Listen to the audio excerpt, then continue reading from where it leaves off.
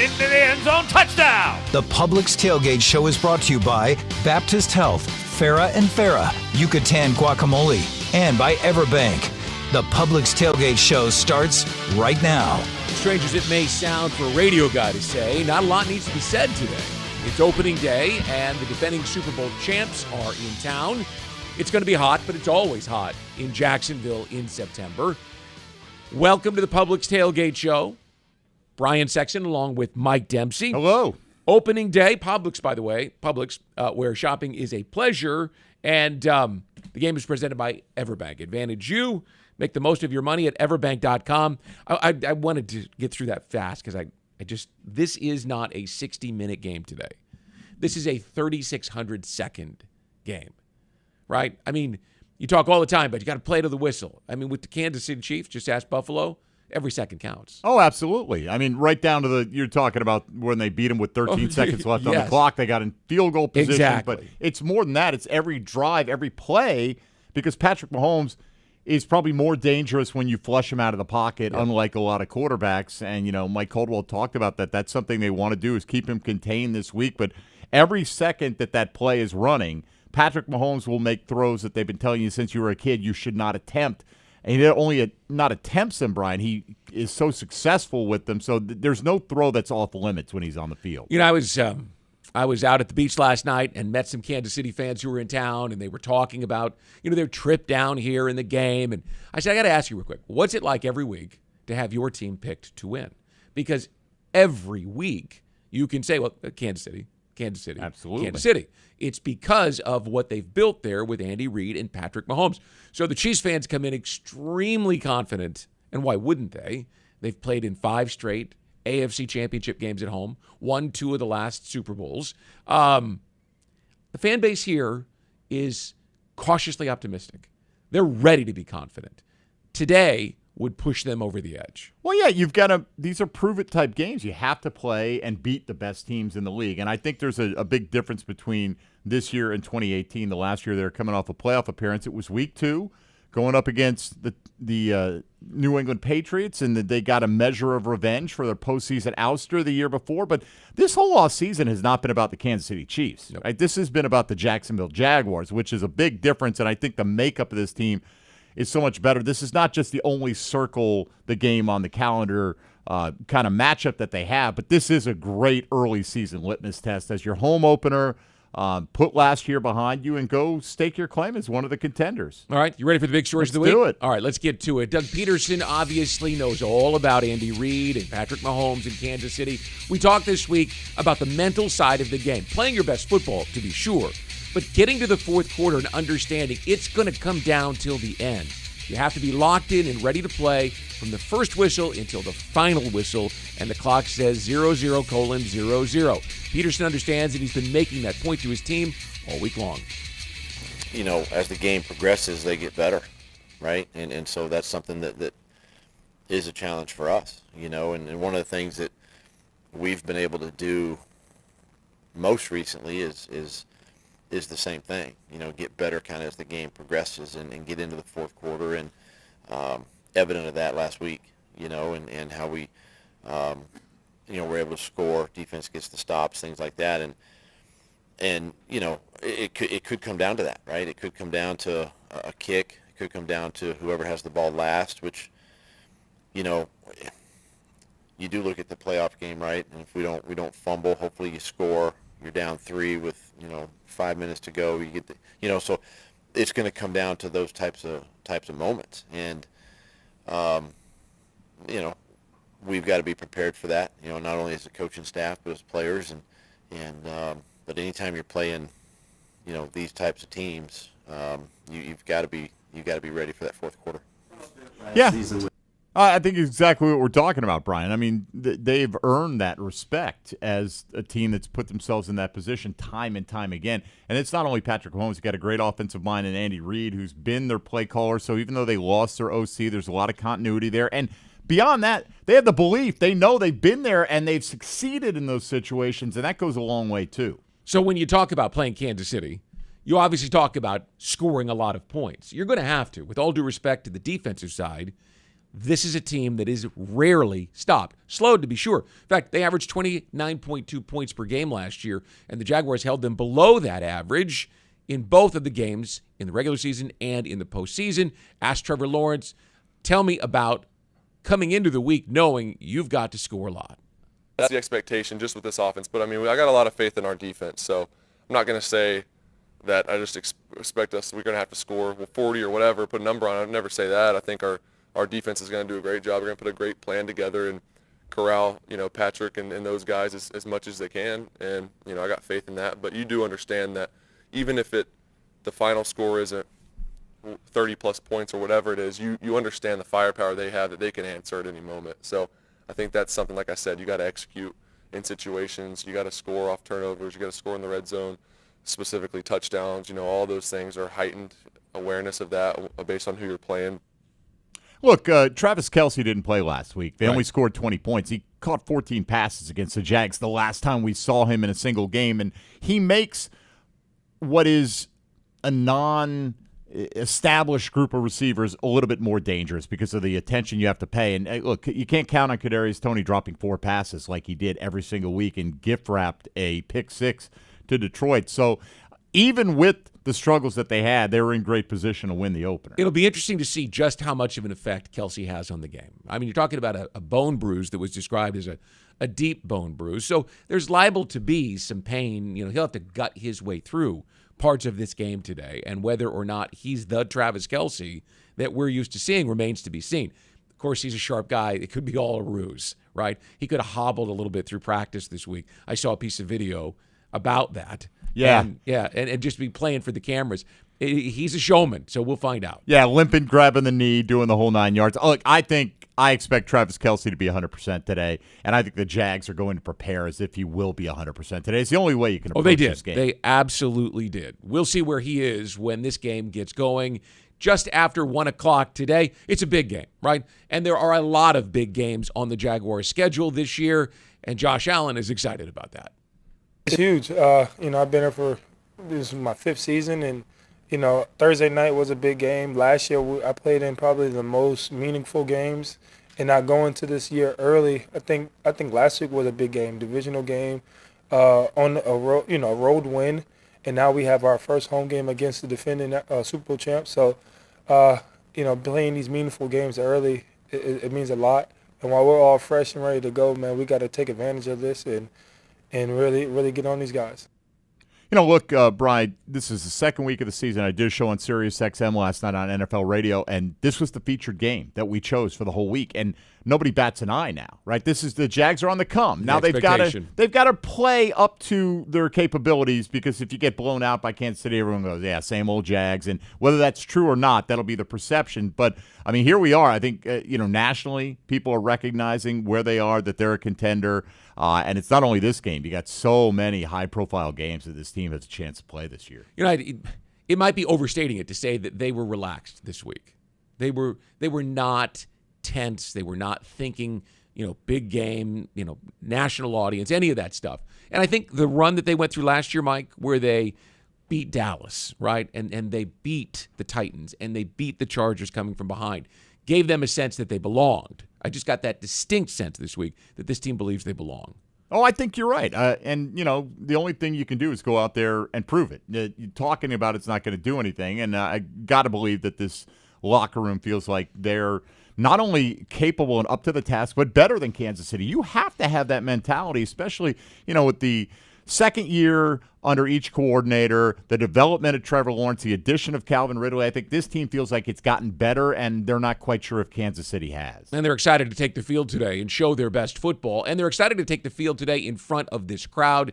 That Titans game and the playoff win over the Chargers, they were spectacular environments. And this is the first time, obviously, the Jaguars will play a game with significance since those wins. And Zay Jones in particular can't wait for kickoff. I think it's going to be awesome with our fan base being here. I know guys, families, and everyone's coming in town, and I know our fan base is very excited to have our home opener here with the energy that they bring. I think that's well known now across Jacks, the type of environment that we can have here at home. So we're all super excited about that and jacked up. But, when the ball gets snapped, we still got to execute and do what we have to do. Brian, you've been here since day one with this franchise. I've been covering the team since '96. The fans have been here. They've always been here. You got to give them a winning product to react to, and they feel like they're finally in that position where it's not fool's gold. You've got a sustainable product that's only going to get better. You got the coaching, you got the personnel, you got the front office, everything. So, look, maybe the national folks have forgotten how good it can be here, but I think they're going to be reminded a little bit today. This is the third straight game, not counting the Dolphins preseason game. But the Titans, the Chargers, and now the Chiefs, where the Jaguars have made standing room only tickets available twice throughout the course of the week. They sold them.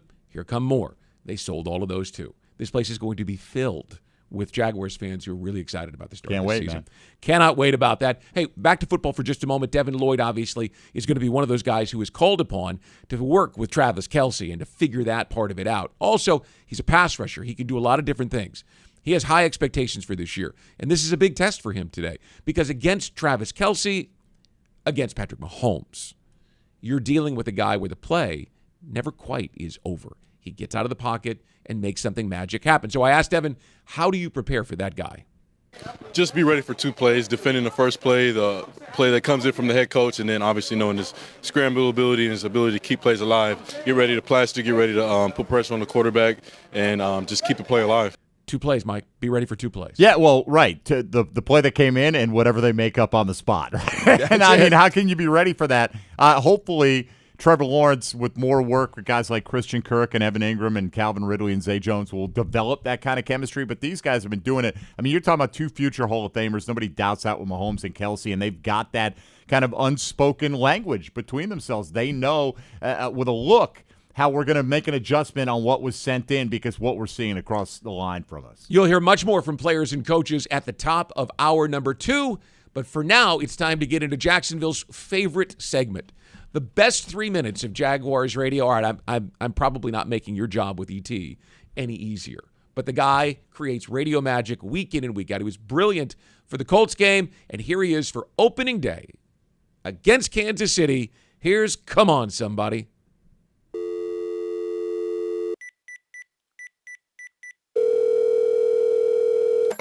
Man, this joint about to be so live. I can't wait to get back in the bank this Sunday. Because, oh yeah, we got some unfinished business to take care of. Come on, somebody. It's Beat the Chiefs week. Talk that talk, Prosser. This is a home game. It is. In our place. The bank. Early season. Week 2. In the swampy sun with a good team coming off a 10-point road win. Let's go. Turn me up then, Pross. Keep going. It's time. If we're going to step up to the plate and be the Super Bowl champion that we want to be, what we got to do? We need to beat the Chiefs. Okay, sign me up then. Jaguars need to step up and punch Kansas City in the mouth and let things be known that there's no little brother complex here. We're every bit as good as you, and we need to beat those Chiefs this Sunday. I say we meet them at the airport. Whoa, meet them at the airport and do what? A gang of Bagoogans meet some at the airport, and we start the brawl right there. Hey, bros, you got the boys fired up, man. Don't leave until they beat down. Let's get some. It's Beat the Chiefs week. Let's go! Come on, somebody. Yeah, that's how you step off in this thing. Talk to me. I'm originally from Missouri. I got a lot of friends and family who are Chiefs fans. It disgusts me. I like the way you said that. Disgust me. I can't wait for this game on Sunday. Can I get a Duval? Duval! Come on, somebody. Hell of a defensive front that we had, Jaguars. Hell of a game you guys played. Overall, I am pleased, and I am just hoping that this knocks the rust off before we take care of Mahomes when he gets here in this hot heat that we have ready for him. Suck it! 44 and 41 pop on my screen all day. Yeah, them boys is doing their thing out there. The 44 and 41 are that. Oh, man, I'm ready to book my ticket to Vegas. Being a tradesman myself, I'm in construction. Agnew is that one tool that you carry around that you only use every once in a while. Every time you use it, you say, thank God I have that. So if I'm Pederson, I'm telling him, I don't care where the ball lands when they kick it, you go. For the handful in attendance and the millions listening around the world,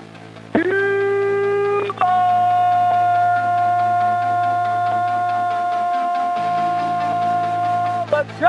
Oh, and don't get it twisted. EverBank Field? Yeah, I'm in the biddy. But please, don't meet me there. Beat me there. First home game of the season? Let's lock the bank down. Come on, somebody. If that doesn't get you ready to go on opening day against Kansas City, I need to check your pulse. Yeah, I feel now I regret not going to the airport. You know, I missed out on a great opportunity for a good time. But, yeah, ET's got it fired up, man. You might be glad you didn't go. I'm probably glad I didn't go. For sure. Who am I kidding? All right, folks, up next on the Publix Tailgate Show. He's just constantly communicating, constantly making sure that we're on the same page and we're good. Jaguars center Luke Fortner is this week's Baptist Health player interview, plus CBS Sports senior writer Pete Prisco. The Chiefs and Jaguars are less than 3 hours away. You're enjoying the Publix Tailgate Show on Jaguars Radio.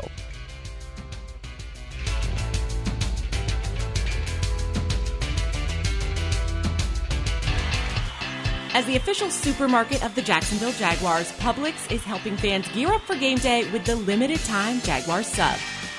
Piled high with hot deli chicken tenders, boar's head bacon, cheddar cheese, coleslaw, and barbecue mayonnaise on a white sub roll. The Jaguars sub is an easy, delicious meal for any fan. Make it an ultimate game day by ordering the Jaguars sub online or in-store pickup. I think Publix, where shopping is a pleasure. The creamiest, dreamiest, soft ice cream you get from Mr. Softy. For a refreshing delight supreme, look for Mr. Softy. The milkshakes and the sundaes and the cones are such a treat. Look out for the ice cream stand, enjoy it from your seat. The creamiest, dreamiest, soft ice cream you get from Mr. Softy. For a refreshing delight supreme, look for Mr. Softy. S-O-F-T-E-E, Mr. Softy. You say there's nothing quite like the feel of the open road when you ride a motorcycle. You know it takes concentration, knowledge, and skills beyond those required to drive a car. Ride Smart Florida would like to take this opportunity to remind you to enjoy the road, but to always ride smart. S-M-A-R-T. Say no to drinking and riding. Make yourself more visible to motorists. Always wear your helmet. Ride in control. Train regularly and get endorsed. Visit RideSmartFlorida.com for more details. Do you ride smart? This message is provided by the Florida Department of Transportation. Hello, I'm Dan Fields. If you're in the market for a full-size 8-passenger SUV, look no further than the Defender 130. And with the Defender 90, the 110, and this 130, there's luxury in the right size for everyone. Right, Sammy? Plus, when you buy or lease from Land Rover Jacksonville, you'll become a member of the Fields Amenities Program with complimentary loaners, car washes, our cafe, and much more, all at no charge.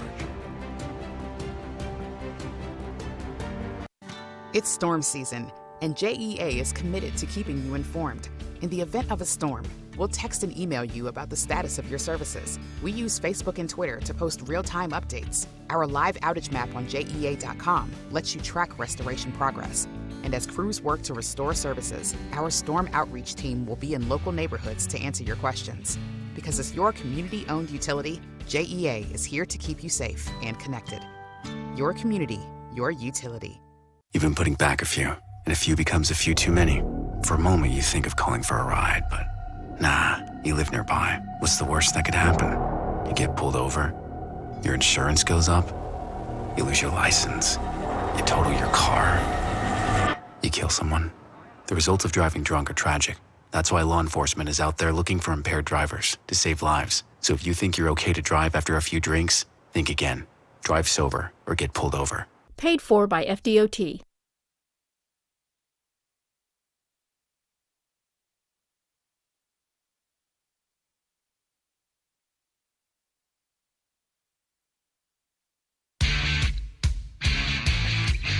The Publix Tailgate Show continues. Brian Sexton along with Mike Dempsey. We're in the Hyundai Studios inside EverBank Stadium.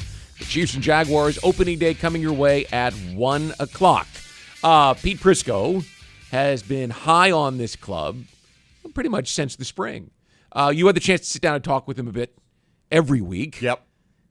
What are his thoughts about this week? Well, we'll get to his thoughts on this week, but I wanted to get his thoughts first on the defense and how they played. I think, we all expect the offense to be spectacular this year. The defense, bigger question mark, but they really did the job in week one and wanted to see how impressed Pete was. Mike, I thought defensively they did some really good things, and one thing that stood out was the fact that they got some pressure. And, I know Josh Allen had 3 sacks. They, when you really boil them down, they were, pushing guys out of bounds for a yard before the marker. So they weren't great sacks, but he did have pressures. And, Trayvon Walker getting a sack is a big deal. So there were some good things from that defense. Tyson Campbell's moving himself up into that cornerback group, the top guys in the league. And so, yeah, they played well. You're playing a rookie quarterback, which helps you in that regard, but they did play well. And offensively, Pete, it was okay at times. At times it was really good, but, you look up and they put 31 up on the road in the opener, and that's not something they do very often. So I think we're getting to a point where we just have high expectations on that side of the football. Yeah, and I think it took a little while for Press Taylor to kind of feel his way through as a play caller. The short yardage stuff didn't help them. I thought Lawrence early on, hit Ridley and then kind of forced it to him a couple times when he had Kirk who was open. It just looked a little disjointed. But you know what, Mike? As you said, if you're disjointed on the road in a road division game and you score 31 points, that's only a hint of what's to come for that offense. So I think they got to take a lot of good out of that, scoring 31 points. All right, the danger on offense is that they're already a little bit banged up on the offensive line. Chris Jones signs his deal, so he's back with Kansas City now. I thought their defensive front played very well against a good Detroit offensive line. Is this a matchup that worries you on Sunday? Definitely, and particularly since, the offensive line, the interior of the offensive line had major problems last week with DeForest Buckner and Grover Stewart. They couldn't block them. And so, yeah, it's a major concern. Chris Jones, now how many plays can he play? Who knows? And he looked like he was in great shape when they showed him on television. In fact, he looked a little lean. So how long can he go? What can he give him? But if he's in the game, he's a game wrecker. And anytime you have a game wrecker, you have to get him blocked. And that was a concern last week. The interior of the offensive line did not play well. Kansas City, how much different is it to have Kelsey and not have Kelsey in terms of what defensive coordinators are preparing for? I think he's the catalyst of the passing game. Obviously Mahomes is the guy that makes it all go. Sure. But if you're going to have success throwing the football, you have to have Travis Kelce, and I think we saw that last week. He helps open up everybody else. You have to double him.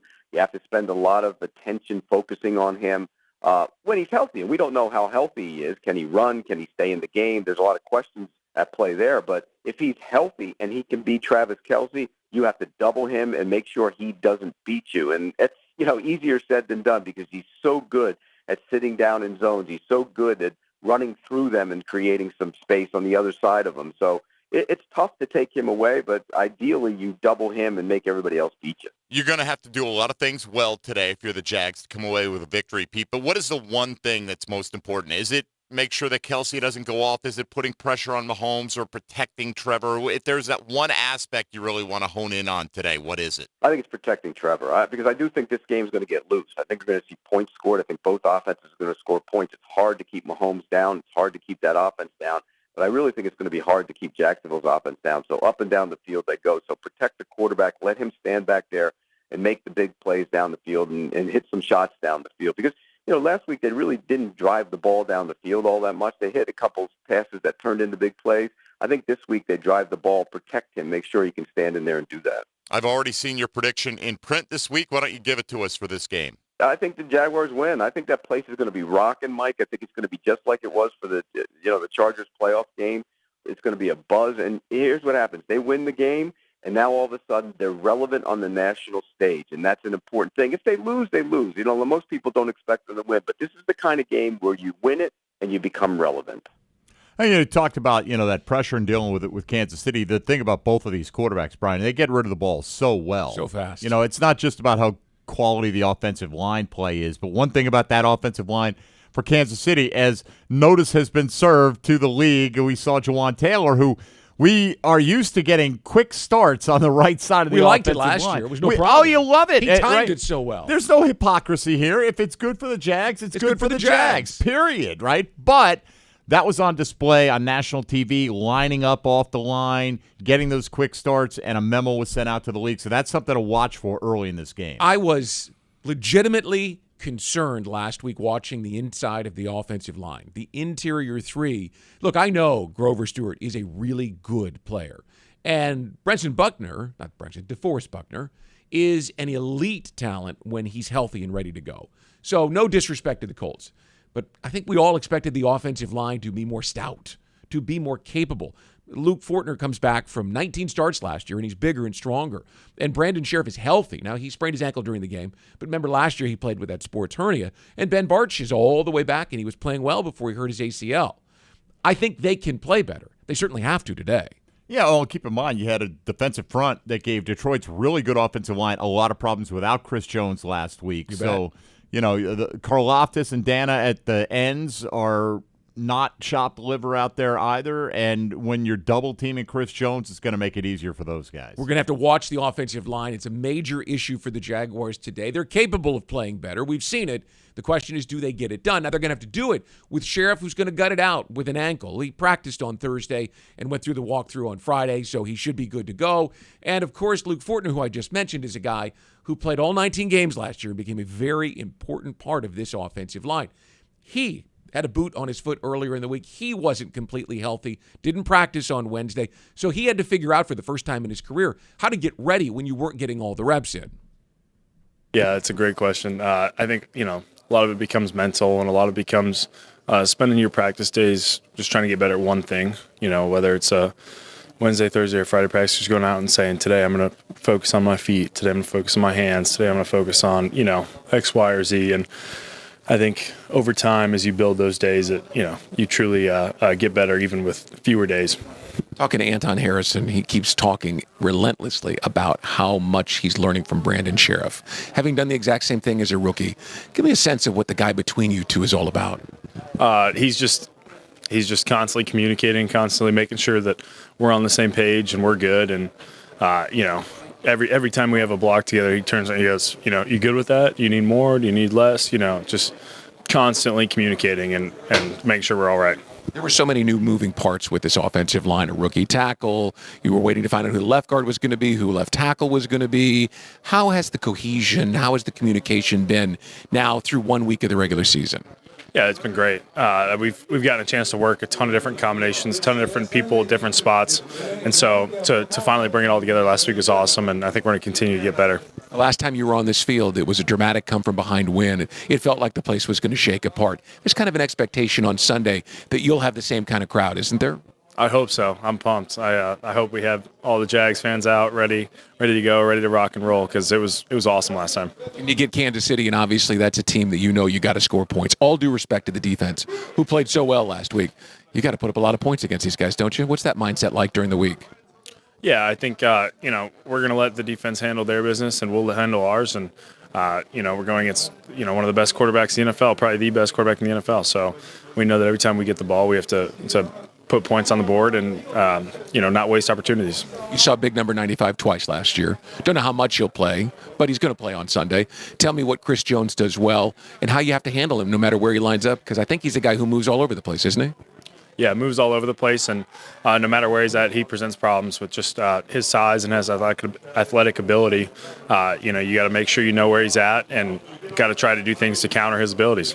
What does it say about this offense? That you scored 31 points last week, but weren't particularly explosive. You just got it done and got to 31 points. What does it say about the potential of this group? Yeah, I think it just says that we have really high expectations. I mean, I know I came off the field thinking we played awful, and then we look up the scoreboard and there's 31 points on the board. So I think it just says we have super high expectations for this group and know where we can go, and we're going to work every week to get there. When you play in the trenches like you guys do, you get banged up, and you got to work all week, not only to get the game plan in, but to rehab. What's that process like for an offensive lineman in terms of getting your body ready to go back and get in the middle of that again? Yeah, I mean, our AT staff here does an incredible job. They're always, making sure we're in for treatment on time and getting us in every day and icing down and doing whatever we need to do to be ready. I guess the final thought is it's easier to do in this building, isn't it? I mean, you had 1 year in the cave, and now you're here in this beautiful new facility. What's this been like? it's been awesome. Super lucky to be able to enjoy this new facility and take advantage of it.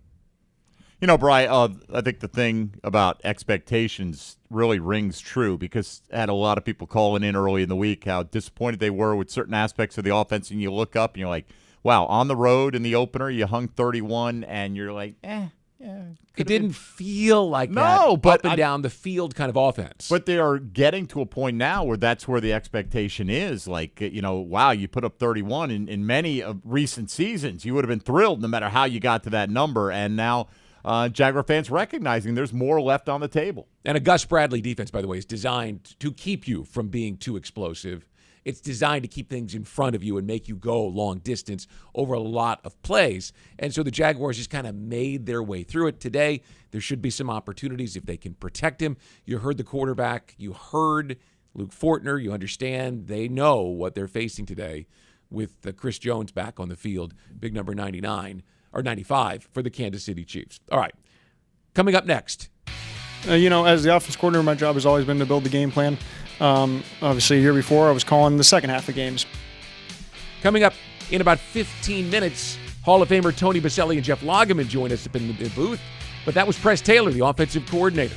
Chiefs and Jaguars coming up at 1 o'clock. This is the Publix Tailgate Show on Jaguars Radio.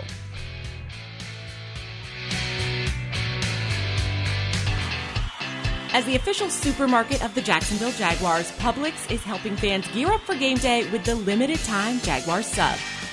Piled high with hot deli chicken tenders, boar's head bacon, cheddar cheese, coleslaw, and barbecue mayonnaise on a white sub roll. The Jaguar sub is an easy, delicious meal for any fan. Make it an ultimate game day by ordering the Jaguar sub online for in-store pickup. Publix, where shopping is a pleasure. Tackle your marketing needs with Kessler Creative. Providing direct mail services for more than a decade, Kessler has a wide range of services from small mailers to large banners and signs. Draft Kessler as your first pick to receive the best targeted mail list. Elevate your business and be on the winning team with Kessler Creative. Kessler Creative, results-driven marketing and proud partner of your Jacksonville Jaguars. Touchdown at Jaguars away games when you fly nonstop from Jacksonville International Airport. Join the Jaguars in New Orleans and Pittsburgh. Watch them win in Houston and Nashville. All the other Jaguars games are just one short connection away. And if airport parking has you stressed, be sure to visit the Jax Airport website before traveling to the terminal. On it, you'll find information about the status of on-airport parking in real time. See if your favorite areas are available or if you need to call an audible. Visit flyjax.com for more information. Flight by Yingling is the next generation of light beer. For those who don't follow trends, but craft them. Flight by Yingling is 12 ounces of uncompromised refreshment from America's oldest brewery. With only 2.6 grams of carbs and 95 calories, this is premium refreshment 6 generations in the making. Don't just raise a glass, raise the bar. Flight by Yingling. Available wherever beer is sold. DG Yingling & Son Incorporated. Pottsville, Pennsylvania. Please enjoy responsibly. What makes that famous call dinner's ready even better? It's cooking a great meal with natural gas, enjoying faster cooking times and precise temperature control. And now getting a valuable cash rebate up to $300 when you install an energy-efficient natural gas range or cooktop. Anyone want seconds? When you show your home love with natural gas, it loves you right back. To learn more and how to qualify, visit peoplesgas.com/rebates. Feeling hungry, Jaguars fans? Fuel your Duval energy with a delicious Stallmeyer all-beef hot dog on game day as you support your Jacksonville Jaguars. Whether you're at the game or at home, it's not game day without a Stallmeyer all-beef hot dog made in Florida. Stallmeyer all-beef hot dogs will fuel your energy to help bring on a victory for the Jacksonville Jaguars. Stallmeyer all-beef hot dogs are available at your local Publix supermarkets. Don't feel hungry, Jaguars fans. Fuel your energy with the official hot dog of the Jacksonville Jaguars. Stallmeyer.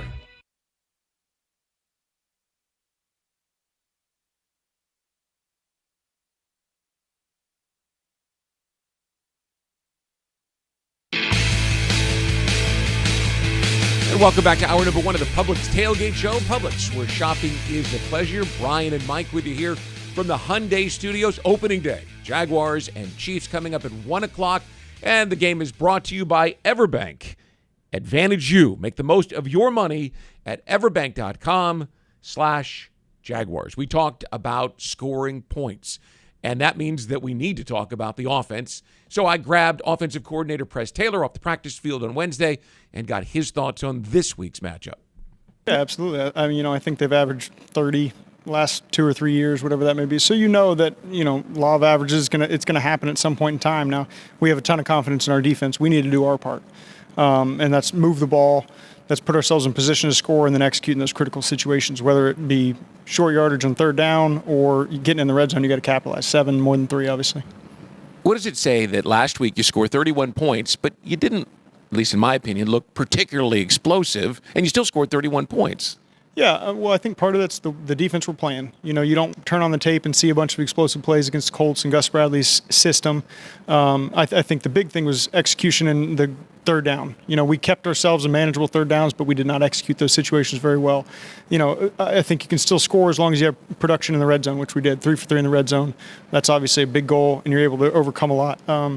2 turnovers is not going to put you in a good position, but credit to our defense and our special teams for making plays. And then the 2 times we got the short fields at the end of the game, we capitalized and put them in the end zone. So. Do you have concerns about the interior of your offensive line after 1 week, or is that just part of the growing pains? I think that's just part of it. You played 2 really good defensive tackles that gave us a lot of issues in Buckner and Grover Stewart. Those guys were really, really good players. They made life really hard. We're very confident in the group we have, how well they play together, and we think we'll just continue to grow. What if you're having to deal with injuries through the course of the first couple of weeks? Are you confident in the backups too? Absolutely. And that's something going back to the spring and training camp. That's how we've rotated. I mean, at some point in time, there's some attrition that happens throughout the football season, and the next guy's up, ready to go, and everybody kind of knows the standard we expect out of play across the board. Did you prepare any differently last week than you ever had before to be the full-time play caller? No. As the offense coordinator, my job has always been to build the game plan. Obviously, a year before, I was calling the second half of games, but it doesn't change the way I prepare, just like our players. We expect everybody to be ready to go. The coaching staff, we're all so together in building the game plan and understanding where we're at, the conversations throughout the week. We all understand the flow of where we'd like the game to go if the situation dictates it. So, no, I did not change the way I prepared. Doug talked extensively about you and he being of the same mind. How does that develop between a coach and a coordinator? And a coach, and you were a young coach with him in Philadelphia. How do you develop that? Well, I think just being around each other, being in so many game plan meetings, spending so much time together. I mean, I hate to even admit it, but he and I have probably spent more time together in the fall than anybody else in my life in 6 of the last 7 years. So I wish I could say it was my wife, but it's probably been Coach Pederson. Just that's the course of what you do through the season. So a lot of conversations, a lot of shared experiences, which is big. You see a certain scheme and you want to run, somebody suggests a certain play, and he and I have the same scars for why we don't run that or why we do or where we think. And then at the same time, you're building it around the personnel you have. So what the skill players, how the line responds to certain things as well. Trevor was asked this week about maybe differences between 2 different guys calling plays, but he talked extensively about you and the way that you explain the game plan, how you go into great detail. Where does that come from? That's just preparing. I spend a lot of time with the call sheet. I take it home every night. I'm looking at it when I go to bed, looking at it when I wake up, just preparing, trying to watch a lot of games, the game flow of how things go and where we think we can take advantage, how we can mix some things up that maybe they haven't seen or take advantage of certain things, and, having a vision for what you want the game to look like, but then also being flexible and being able to adjust. And that's something our players do really well as well. You have such a calm personality. I can't imagine you're going to agree with the statement that this is a really big game on Sunday, but it feels like a really big game with Kansas City, the defending Super Bowl champions here. I'm just excited to be a part of this thing, excited to play, excited to see our guys play. I know they're going to rise to the moment because I see them work, and I know what they put into it. I know how much it means. I know how much they enjoy playing together. So just excited to see our guys play regardless of what's on the line. Sorry. I was just going to say, I think one of the biggest overblown things is people worrying about Press Taylor calling the plays full time. I mean, do you think that Doug Pederson's just going to hand this off to Press Taylor, and if it doesn't go well, he's just going to be like, well, I gave it to him, I mean, they work hand in hand. Press says this week, Doug's got the final say. If we disagree, he's the boss. I don't think this is that big a deal. He was no, it's not. He was calling plays in the second half Correct. of all those games. So someone, quipped to Doug, well, hey, the second half was pretty good, especially against the Chargers last week. Doug got that wry smile on his face that he's wont to do. But what was interesting is that Doug talked about how for the first time in his career, because he's always called the plays, he now can go and spend some time and work with the defense to focus on special teams. I should clarify. His career as a head coach, because he called the plays the entire time he was in Philly. And so he says this makes him a better head coach. It allows him to touch a number of different areas that he normally wouldn't get to. Well, I just think you have to trust Doug Pederson at this point in time, right? I mean, track I'd say he's record earned is that. there. Look at what he did last year. He's earned that. So, again, I'm not really worried about this. Here's another thing that I talked with press about, and that is Christian Kirk, who had one catch last week. And he says that he sits down with these receivers, and you get the sense he's going to have to do this a lot this year because there are going to be games where a team will take one guy and take him away, or the play won't flow in the right direction, and it won't lead to that guy getting a lot of catches. You have one football, and you have a number of great targets, which, by the way, is a problem we're glad to have in Jacksonville. Absolutely. We haven't had it for a long time. Press sits down with the players and talks to them one-on-one every week and says, look, if you think I'm not getting you enough calls, then let's talk about the play calls that I've got. But I'm going to call the play, but I'm never going to tell the quarterback where to throw the football. It's going to work that way from time to time. He's so confident in this room, in the players in that room, that nobody's going to get bent out of shape if they walk away with just one catch. And the perfect example of what his faith is in is Christian Kirk, who this week just let it go right off his back. Yeah, he did, and Doug also made a point of saying, hey, look, this guy's really good against man coverage, and we saw all that zone last week, so the opportunities are probably going to be more prevalent against Kansas City. Yeah, you would think they certainly will be. All right, so we've got a lot more coming here in 15 minutes. Well, not in 15 minutes. Coming up after this break, we will have the guys up in the booth for first round on us. And then at the top of the hour, JP Shadrick takes over with the top stories of the day. The Jaguars and Chiefs coming up at 1 o'clock on the Publix Tailgate Show on Jaguars Radio.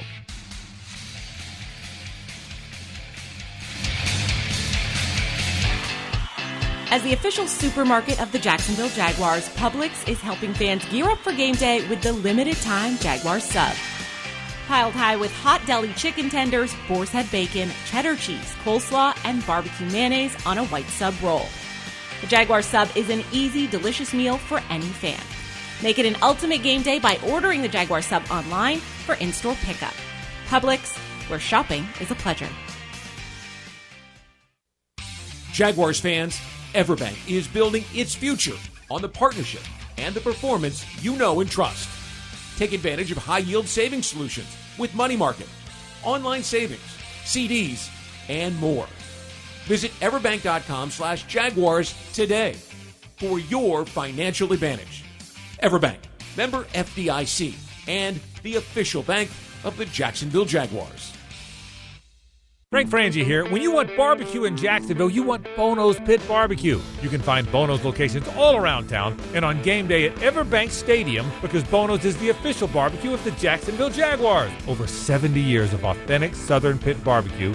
We are the local barbecue joint in BBQval for generations of people in Jacksonville. Go to bonosbarbecue.com to learn more or call 904-880-8310 today. And remember, if you don't see a pit, it ain't legit.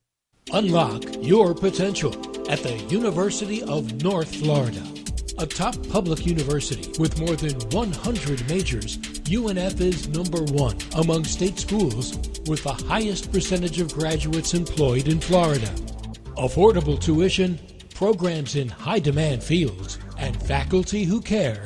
Swoop into your future at UNF. Visit unf.edu to learn more.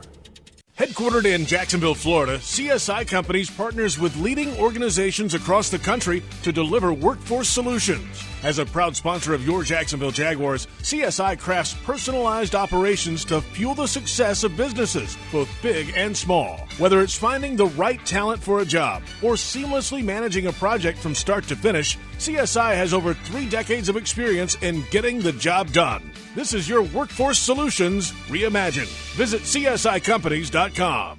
Hi Jags fans, Andre Sisco here, safety of the Jacksonville Jaguars. This season, I've partnered up with Luray Peanut Company to serve a greater mission for the Jacksonville community with the Peanut Pickoff. Here's the deal. Every time the Jags make a pick, Luray is going to donate to youth football initiatives in and around the Jacksonville area. On top of that, the Jaguars Foundation will match every dollar. With each interception, our team inches closer to that W, and our kids get to train for a brighter future. Remember, it was always the Jags. Duval!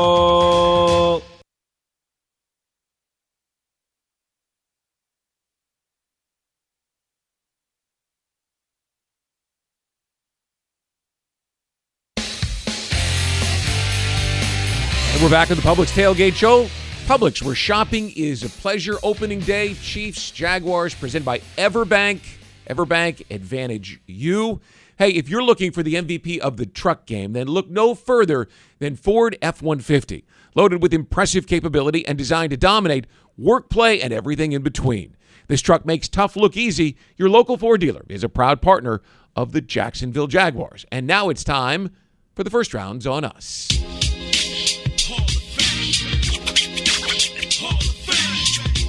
And we welcome in Jeff Lageman and Tony Boselli from the broadcast booth upstairs. Gentlemen, good morning. Morning, Brian. Good morning, Brian. How are you doing? Good. How are you guys? Outstanding. We're doing great. We're doing great this morning. The 29th home opener in Jaguars history, and it opens with Kansas City just after 1 o'clock. Let's start with our UF Health Finding Solutions. UF Health delivering compassionate care and world-class outcomes. That's our game plan. Fellas, the interior of the offensive line with Brandon Sheriff and Luke Fortner both practiced on Thursday, but both are going to have to deal with, to some degree, foot and ankle injuries today against a pretty decent Kansas City defensive front. How do you handle those guys today? Well, you better play better than you did last week, because against Grover Stewart and DeForest Buckner, we really struggled to control the offense, control the line of scrimmage, and the run game was pretty much nothing until Travis Etienne got that 26-yarder to get him over 100. And today, this Chiefs team comes in off a great performance against the Detroit Lions. They were physical without Chris Jones, so you add him into the mix. Now you wonder what his wind will be like, but I'll tell you one thing, Jeff. He'll have fresh legs because he's been at camp working out. It's not like he's been sitting at home by himself. He's been working out around the team at camp, got the contract situation sorted out. So you now add him to the mix to a defensive line that I thought played well against the Lions. Now, they did get run against late in that game, but they only gave up 14 points. So it's going to be interesting. Yeah, and here's the other thing, though, that I'm hoping. Okay, Brian, fingers crossed. I'm hoping that the heat and humidity monkey jumps on the back of Chris Jones. You know, I mean, it's one thing to kind of work out on your own and you try to do it all, you know, but if there's a way that you can kind of keep him around 25 snaps, that would be a real good thing. And here's something that'll be really interesting. Will the play calling be tailored to whether or not Chris Jones is on the field or not? I think there's some situations you say, hey, Chris is not out there. Let's call this. We got more time to throw. Well, there's certain things you don't want to do when Chris Jones is on the field in that three technique. You don't want to try to run the stretch game to his side. No. Because you're not going to go anywhere. And you're right. I think Chris Jones will have limited snaps compared to if he'd done all of camp and been, at full kind of conditioning status, we'll call it. But here's the thing. Let's say it is 25, 30 plays only, Jeff. How many of those are going to be where he disrupts and mess up the entire play? And he is one of the few guys in this league that all by himself can create enough havoc where offensively you're stagnant or going backwards. No doubt. And Brian, it makes those linebackers that the Chiefs have, which they run very well, really good. It makes them even better. Well, guys, the guy who's going to be trying to decipher what to do against that defensive front and the rest of the Kansas City defense is Press Taylor, calling the plays and took over those duties full-time last week. How do you think he did in his debut? I think he did good. Look, I mean, you got the win. You scored, 31 points? I mean, what's to complain about that? But I think there's always a little bit of nerves, I think, for the first game for everybody, even if it's your 20th season calling plays. But when it's your first season calling plays and everybody knows it, I think there's a little bit of anxiety, and I think he'll settle in real nice. And the great thing is that, look, we kind of make this more, I think, than what it is, and that this has happened before. And me and Tony joked around about this last week that, look, if Press Taylor was calling plays in the second half of last season, then what's to complain about, especially since Doug didn't do a very good job against the Chargers and Press did a great job. Well, not only that, but how many great comebacks they have in the fourth quarter. Exactly. The Raiders, the Dallas Cowboys, Ravens. I mean, Press Taylor. Yeah, and Mike, I guess the way I look at it, I thought Press Taylor did a fine job. that was a game where the offensive line, the interior three, we talked about it all week, did not play very well. The Colts controlled the line of scrimmage, and they still scored 31 points with turnovers and getting stopped on fourth down, and won the football game on the road against a division team. I thought Press was fine. I mean, Press was not the issue, and I don't think Press thinks two ways, even thinks about it for a second. Because to Jeff's point, he called it all last year in the second half. This is a guy who has a plan, understands what he wants to do, and is very effective at calling plays. So I actually think it's a non-story, and I think we'll see another good performance out of the offense. The question is it going to be good enough? Well, and that's if they have to keep up with Kansas City's potent offense. We know Travis Kelce had 14 catches the last time these two teams met in a deciding playoff game. How do you defend Kelce better today if you're Mike Caldwell's troops? Well, that's a great question, and he's one of those guys that you hope to contain him because I don't think you can stop him. He's that good, and you try to put two guys on him, whether it's two guys that are bracket coverage or you're trying to smack him in the nose, off the line of scrimmage. I mean, just some way to disrupt him with multiple people, and it's not going to be easy, but you hope that you can do a good enough job to where he doesn't control the game. And I've had a bone bruise like he hit on that tibia plateau, and have played with it. And it's a painful injury. Not that you can't play with it, and I bring that up. I would go beat the you-know-what out of him I'm tackling him low. From snap one. Not just tackling. I would be aggressive with him off the line of scrimmage because he's not going to have the same ability to release. He's not going to have the same power. Force him to feel physicality early in this game and slow him down at the line of scrimmage because he's not going to have the same quickness, and he's one of the great tight ends at getting off the ball and finding space. That knee is going to impact him, and I think being physical, tackling physical with him early could change kind of his could greatly impact what he can do in this game. What, seven consecutive 1,000-yard seasons. He's a great player, and but the big concern is Patrick Mahomes. Well, yeah, he's the one who scares you no matter what. Kelsey's a concern because he's the number one target. But Patrick Mahomes does such a great job of in-the-pocket play, but then also when things go awry, he can make things happen with his legs. Then when he gets out of the pocket, he makes things happen with his legs and his arm, and that's where he can really stress the defense because it's a multiple effect to where you have a scheduled play and then an off-schedule play with Patrick Mahomes, and that's very difficult. Well, and guys, the one thing I'll add about Patrick Mahomes, I think we got to take advantage of Donovan Smith, the left tackle. Came over from Tampa Bay. He is a penalty machine. He's very poor with his hand technique, and I think you can take advantage of him. Trayvon Walker needs to get after Donovan Smith and force disruption on that side of the ball and make Patrick uncomfortable. Even if you do that, to Jeff's point, he gets out and he's gonna do things. He's the best player in the NFL. He'd be the first pick if there was an open draft of every GM. Oh, no doubt. In the NFL. So, but Donovan Smith, he struggled last year. He was a little bit bumpy in that opening game against the Lions. I think we have to take advantage of that matchup. All right, guys, as good as Mahomes is, and I don't deny that he's that great, he still has to have guys who can catch the football beyond Travis Kelce, and that was an issue for them last week. It's an undistinguished wide receiver core that Kansas City's bringing in here. If there's one guy in that group that you think is the most dangerous for the Jags today, who would that be?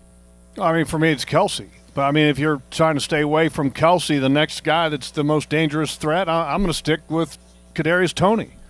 Kadarius Toney, even though he had a terrible first week, the worst-rated wide receiver by PFF in Week 1, and he had multiple drops that impact that game and was a large reason why they lost against Detroit, he's still a dynamic player. And if he can get the ball in his hands, and I'm sure that Patrick's going to try to find him today to give him an opportunity to make better, and I'm sure Andy Reid's going to try to do the same thing, but I think he's a guy he's electric when he gets the ball in his hands. I agree with Jeff. It's Kadarius Toney for me too, guys. And it always worries me when a good player has a bad game because he is now out. And I guarantee you he had a very focused week of practice.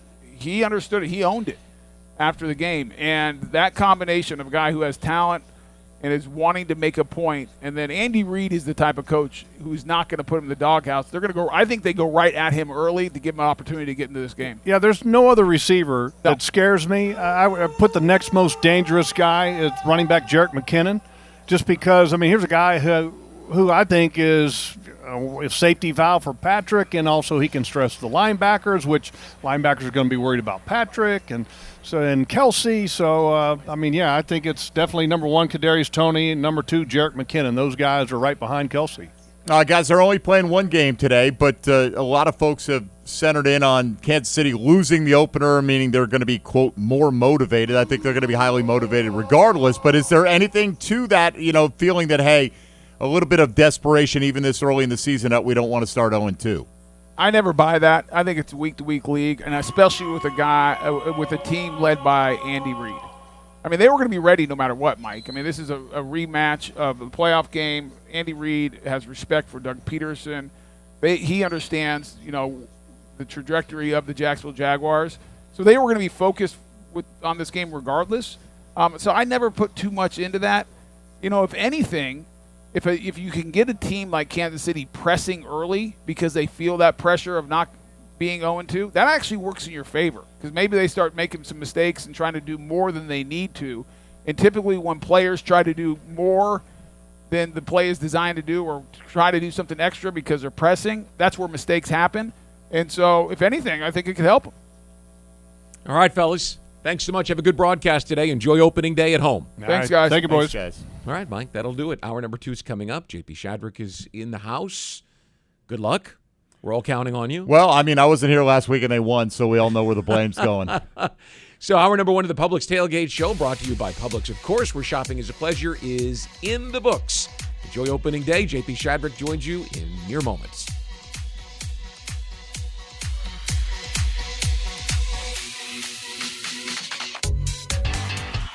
As the official supermarket of the Jacksonville Jaguars, Publix is helping fans gear up for game day with the limited-time Jaguars sub. Piled high with hot deli chicken tenders, boar's head bacon, cheddar cheese, coleslaw, and barbecue mayonnaise on a white sub roll. The Jaguars sub is an easy, delicious meal for any fan. Make it an ultimate game day by ordering the Jaguars sub online for in-store pickup. Publix, where shopping is a pleasure. You've been putting back a few, and a few becomes a few too many. For a moment, you think of calling for a ride, but nah, you live nearby. What's the worst that could happen? You get pulled over, your insurance goes up, you lose your license, you total your car, you kill someone. The results of driving drunk are tragic. That's why law enforcement is out there looking for impaired drivers to save lives. So if you think you're okay to drive after a few drinks, think again. Drive sober or get pulled over. Paid for by FDOT. Mr. Chubby's Wings is a whole lot more than just wings. Craving the ultimate game day experience? Look no further. Swing by Mr. Chubby's and indulge in the biggest and best wings in town, all while soaking up the lively atmosphere with fellow sports fans. With plenty of game day specials and locations on the West Side, Fleming Island, Ponte Vedra Beach, and new this season, EverBank Stadium, they're here for all your game day needs. Mr. Chubby's Wings is a proud partner of the Jacksonville Jaguars. Mr. Chubby's Wings, before the game, after the game, and during the game. You say there's nothing quite like the feel of the open road when you ride a motorcycle. You know it takes concentration, knowledge, and skills beyond those required to drive a car. Ride Smart Florida would like to take this opportunity to remind you to enjoy the road, but to always ride smart. S-M-A-R-T. Say no to drinking and riding. Make yourself more visible to motorists. Always wear your helmet. Ride in control. Train regularly and get endorsed. Visit RideSmartFlorida.com for more details. Do you ride smart? This message is provided by the Florida Department of Transportation. It's storm season, and JEA is committed to keeping you informed. In the event of a storm, we'll text and email you about the status of your services. We use Facebook and Twitter to post real-time updates. Our live outage map on JEA.com lets you track restoration progress. And as crews work to restore services, our storm outreach team will be in local neighborhoods to answer your questions. Because as your community-owned utility, JEA is here to keep you safe and connected. Your community, your utility. We've spent a lot of time in our homes. I'm on a Zoom call. Dinner's ready. But we've learned that when we love our home, it loves us right back. Now you can keep that love going when you install energy-efficient natural gas appliances and earn up to $1,925 in cash rebates. You'll love endless hot water, faster drying and cooking times, and ongoing savings and comfort. To learn more and how to qualify, visit peoplesgas.com/rebates.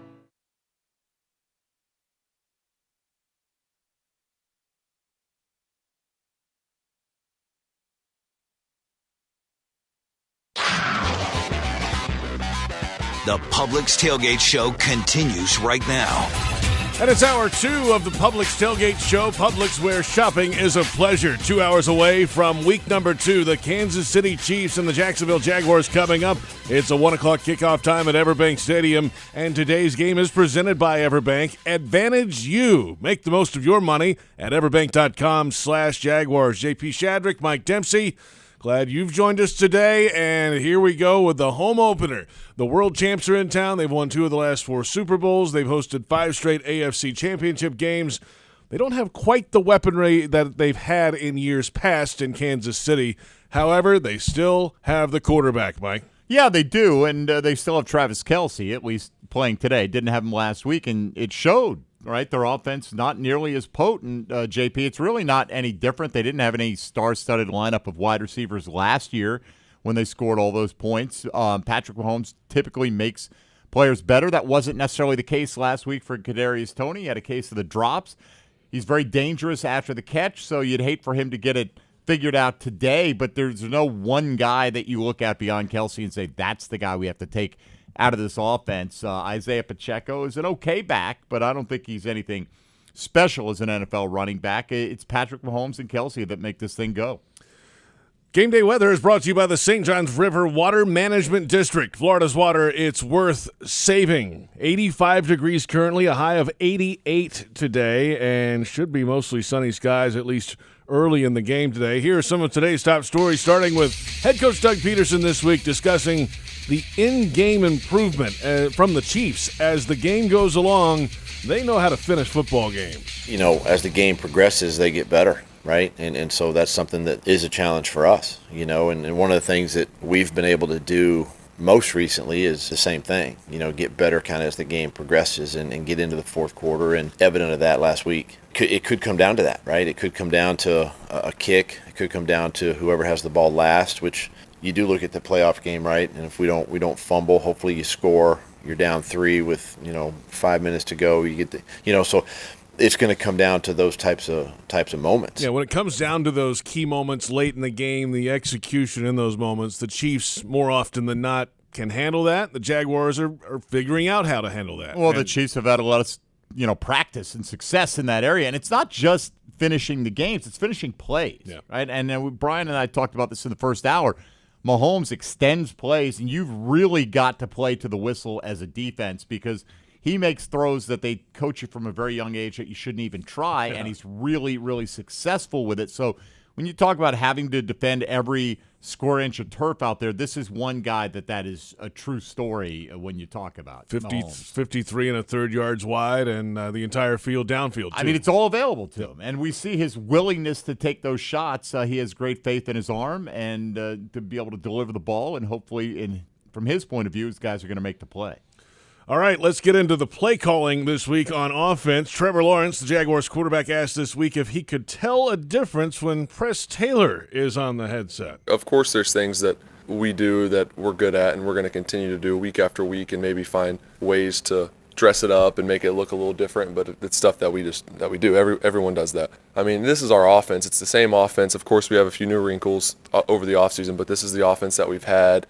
Our core stuff is similar, obviously. So I think that's a tough question to answer because every week is going to be called differently depending on who you're playing. And then as the game goes on, you make adjustments as well. Well, it'd be obvious. There's a new voice in your ears. If you're the quarterback, you're hearing Press Taylor call the plays. But the idea is, are the plays any different? Is there any trend there? But so far, no. And that wasn't the case last season, too. Yeah, well, I mean, you've got 1 week to go on, right? And you didn't have Calvin Ridley last year, so that's a big factor. But, I mean, do we think that Press Taylor is going to work hand in glove with Doug Pederson all week and then crumple up the play sheet and go with whatever he wants? Go rogue. I just don't see the reason for concern over this. I think Doug Pederson basically is signing off on the game plan and everything that Press Taylor is going to be doing. And Press Taylor said it himself this week. Doug's the boss.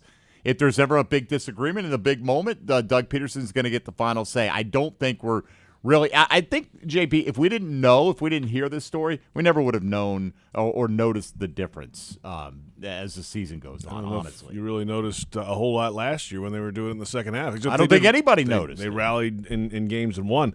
Jaguars' weapons on offense had some moments last week, but they did leave some opportunities out there against Indianapolis, and tight end Evan Ingram knows they can clean some things up. There's going to be some mistakes, some sloppiness with the ball, like things that we could definitely clean up. And as the season goes, we're going to improve as a team. There's going to be days where we got to, stay on top of that every single day and every single time. So obviously we're looking to play cleaner as we go, but we do know there's going to be adversity somehow, some way. But we're built as a team to overcome that. Well, Ingram had a handful of catches last week, and of course we know what Ridley did, especially in the first half of the game. Zay Jones had a couple of key catches. Christian Kirk didn't get involved too much last week. I'm curious how that might change today against the Chiefs. Well, look, it's going to be the case with one or two of those guys every week not being heavily involved in it. You can't spread the ball around to every single person in your offensive weaponry. It's just the way it is. Christian Kirk, Doug Pederson talked about it, is better against man defenses. This is going to present more opportunities for him today, JP. But beyond just overcoming some of the simple stuff, they've got the ability to make those quote-unquote above the X's and O's type plays. I mean, that catch that Evan Ingram made on the sideline where he just went up over a defensive back, you can't coach that. You either have that ability or you don't. That catch Zay Jones made in the end zone was one of the highlights of the season, I think, when we look at the end of the year. That's going to be one of the bigger plays that the Jaguars have made. So they've got now the ability to make plays that you wouldn't necessarily expect from an average NFL player, and that goes a long way to making up for some of the mistakes that they did make. Now to a defensive perspective on facing Patrick Mahomes and the Chiefs' offense, safety Rayshon Jenkins on what the Chiefs quarterback brings.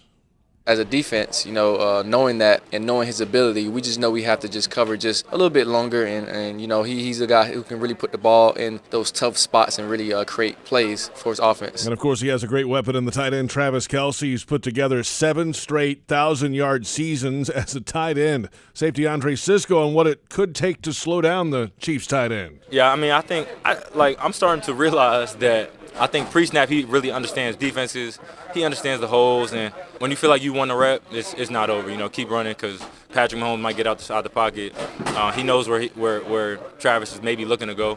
So it definitely presents an interesting challenge, something that's hard to duplicate, and I'm excited for it though. They chipped down the field in the playoff game with him. 14 catches, 98 yards. He didn't break out the long one against the Jags in that playoff game, but it was enough to kind of keep the chains moving. Every time they needed one, he was open. He would just go run a hook, and he's got a first down. Got to at least get some hands on the guys we were talking about it a second ago upstairs. Hit him at the line. Get that timing off, and test that knee while you're at it too. When you get some contact on it. It's usually difficult to do because he's really good at outmaneuvering guys. He's quicker than a lot of the guys trying to cover him. But with the knee, maybe he's slowed just enough. But I think every Jaguar fan, if they were going to put on the coaching headset today, they would say, hit Kelce coming off the line of scrimmage. I mean, that was the thing that was most frustrating, watching him get open so easily in the postseason. We'll see if they've got a better game plan for him today. And we'll see if the Chiefs don't even put him on the line today. Maybe they have him off the ball Maybe a bit. They do. He's got a little extra space to maneuver before the line of scrimmage today. We'll see what Andy Reid and company has in mind. Now, of course, today, the rematch. This matchup happened twice last year at Arrowhead, once in the regular season, and, of course, in the AFC Divisional Playoff game. Roy Robertson-Harris says, hey, it's only one game. I mean, we beat them, in the regular season. We still got to play next week. It ain't like this Super Bowl. We just out there. It's the next game. We win. It's going to be a great feeling, get a win at home, but then we got to get ready for Houston. So we ain't thinking too much into it, just playing ball. It would be nice to have this one in the back pocket, though, if it comes down to seeding towards the end of the season, of course. Everyone's like, it's early in the season. It doesn't matter. You can overcome it. Sure, but it's less to overcome, right? Let's let the Kansas City Chiefs have to overcome basically a 2.5-game deficit to the Jaguars directly in the AFC conference standings. So I think this is a huge, huge game, JP. And, of course, in the news the past week, former Jaguar, current Chiefs right tackle Jawan Taylor for the Week 1 performance against the Detroit Lions.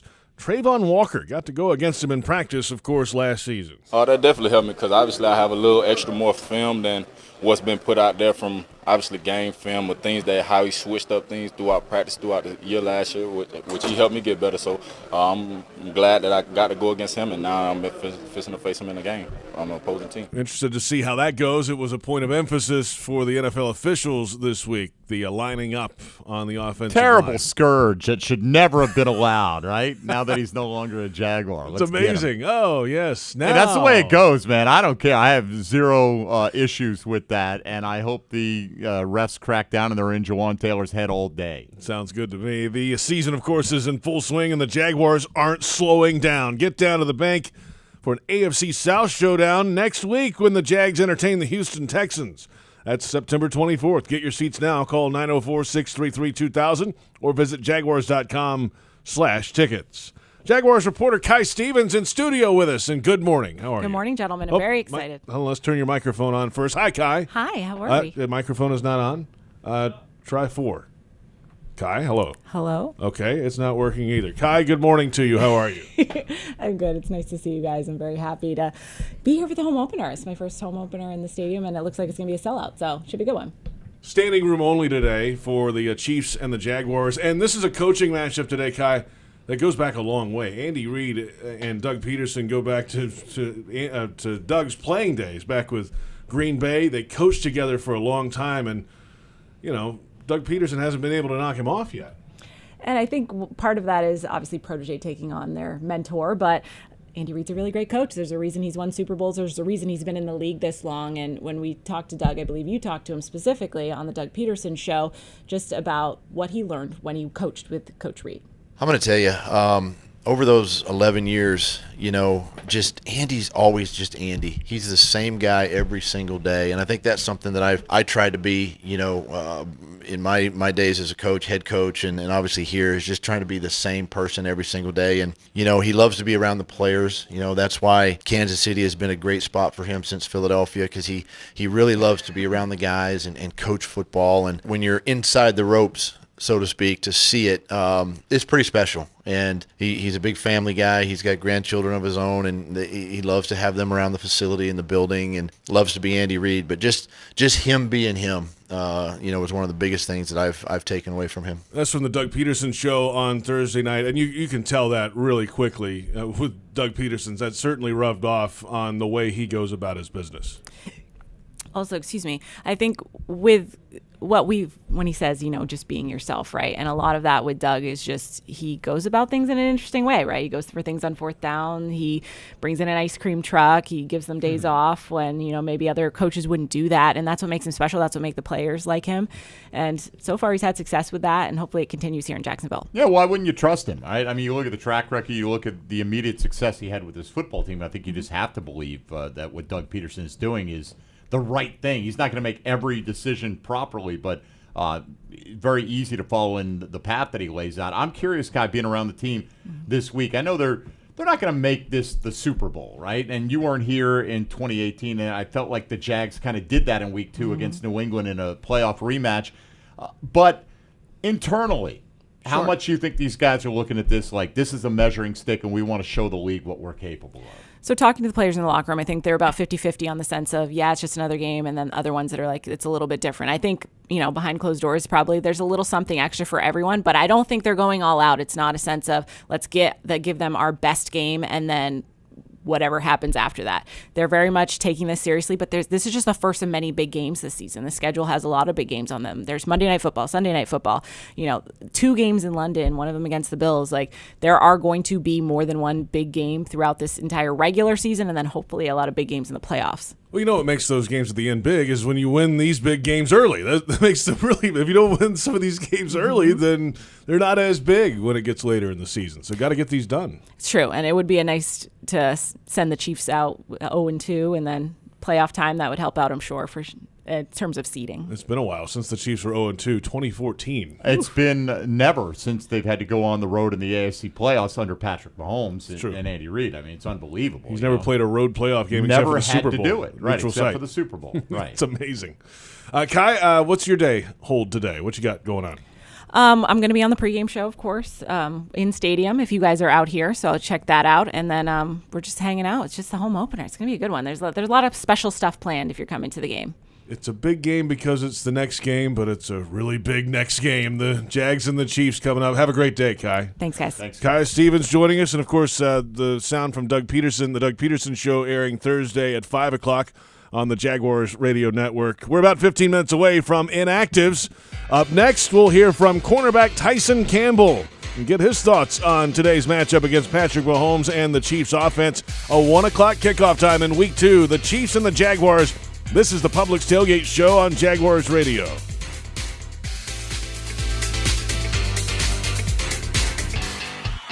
As the official supermarket of the Jacksonville Jaguars, Publix is helping fans gear up for game day with the limited-time Jaguars sub. Piled high with hot deli chicken tenders, boar's head bacon, cheddar cheese, coleslaw, and barbecue mayonnaise on a white sub roll. The Jaguars sub is an easy, delicious meal for any fan. Make it an ultimate game day by ordering the Jaguar sub online for in-store pickup.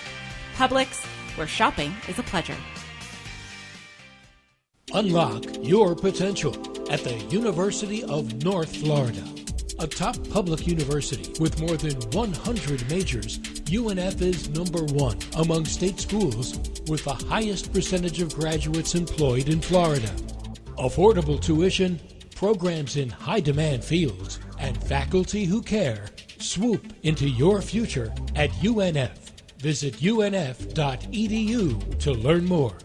Feeling hungry, Jaguars fans? Fuel your Duval energy with a delicious Stallmeyer all-beef hot dog on game day as you support your Jacksonville Jaguars. Whether you're at the game or at home, it's not game day without a Stallmeyer all-beef hot dog made in Florida. Stallmeyer all-beef hot dogs will fuel your energy to help bring on a victory for the Jacksonville Jaguars. Stallmeyer all-beef hot dogs are available at your local Publix supermarkets. Don't feel hungry, Jaguars fans. Fuel your energy with the official hot dog of the Jacksonville Jaguars. Stallmeyer. Touchdown at Jaguars away games when you fly nonstop from Jacksonville International Airport. Join the Jaguars in New Orleans and Pittsburgh. Watch them win in Houston and Nashville. All the other Jaguars games are just one short connection away.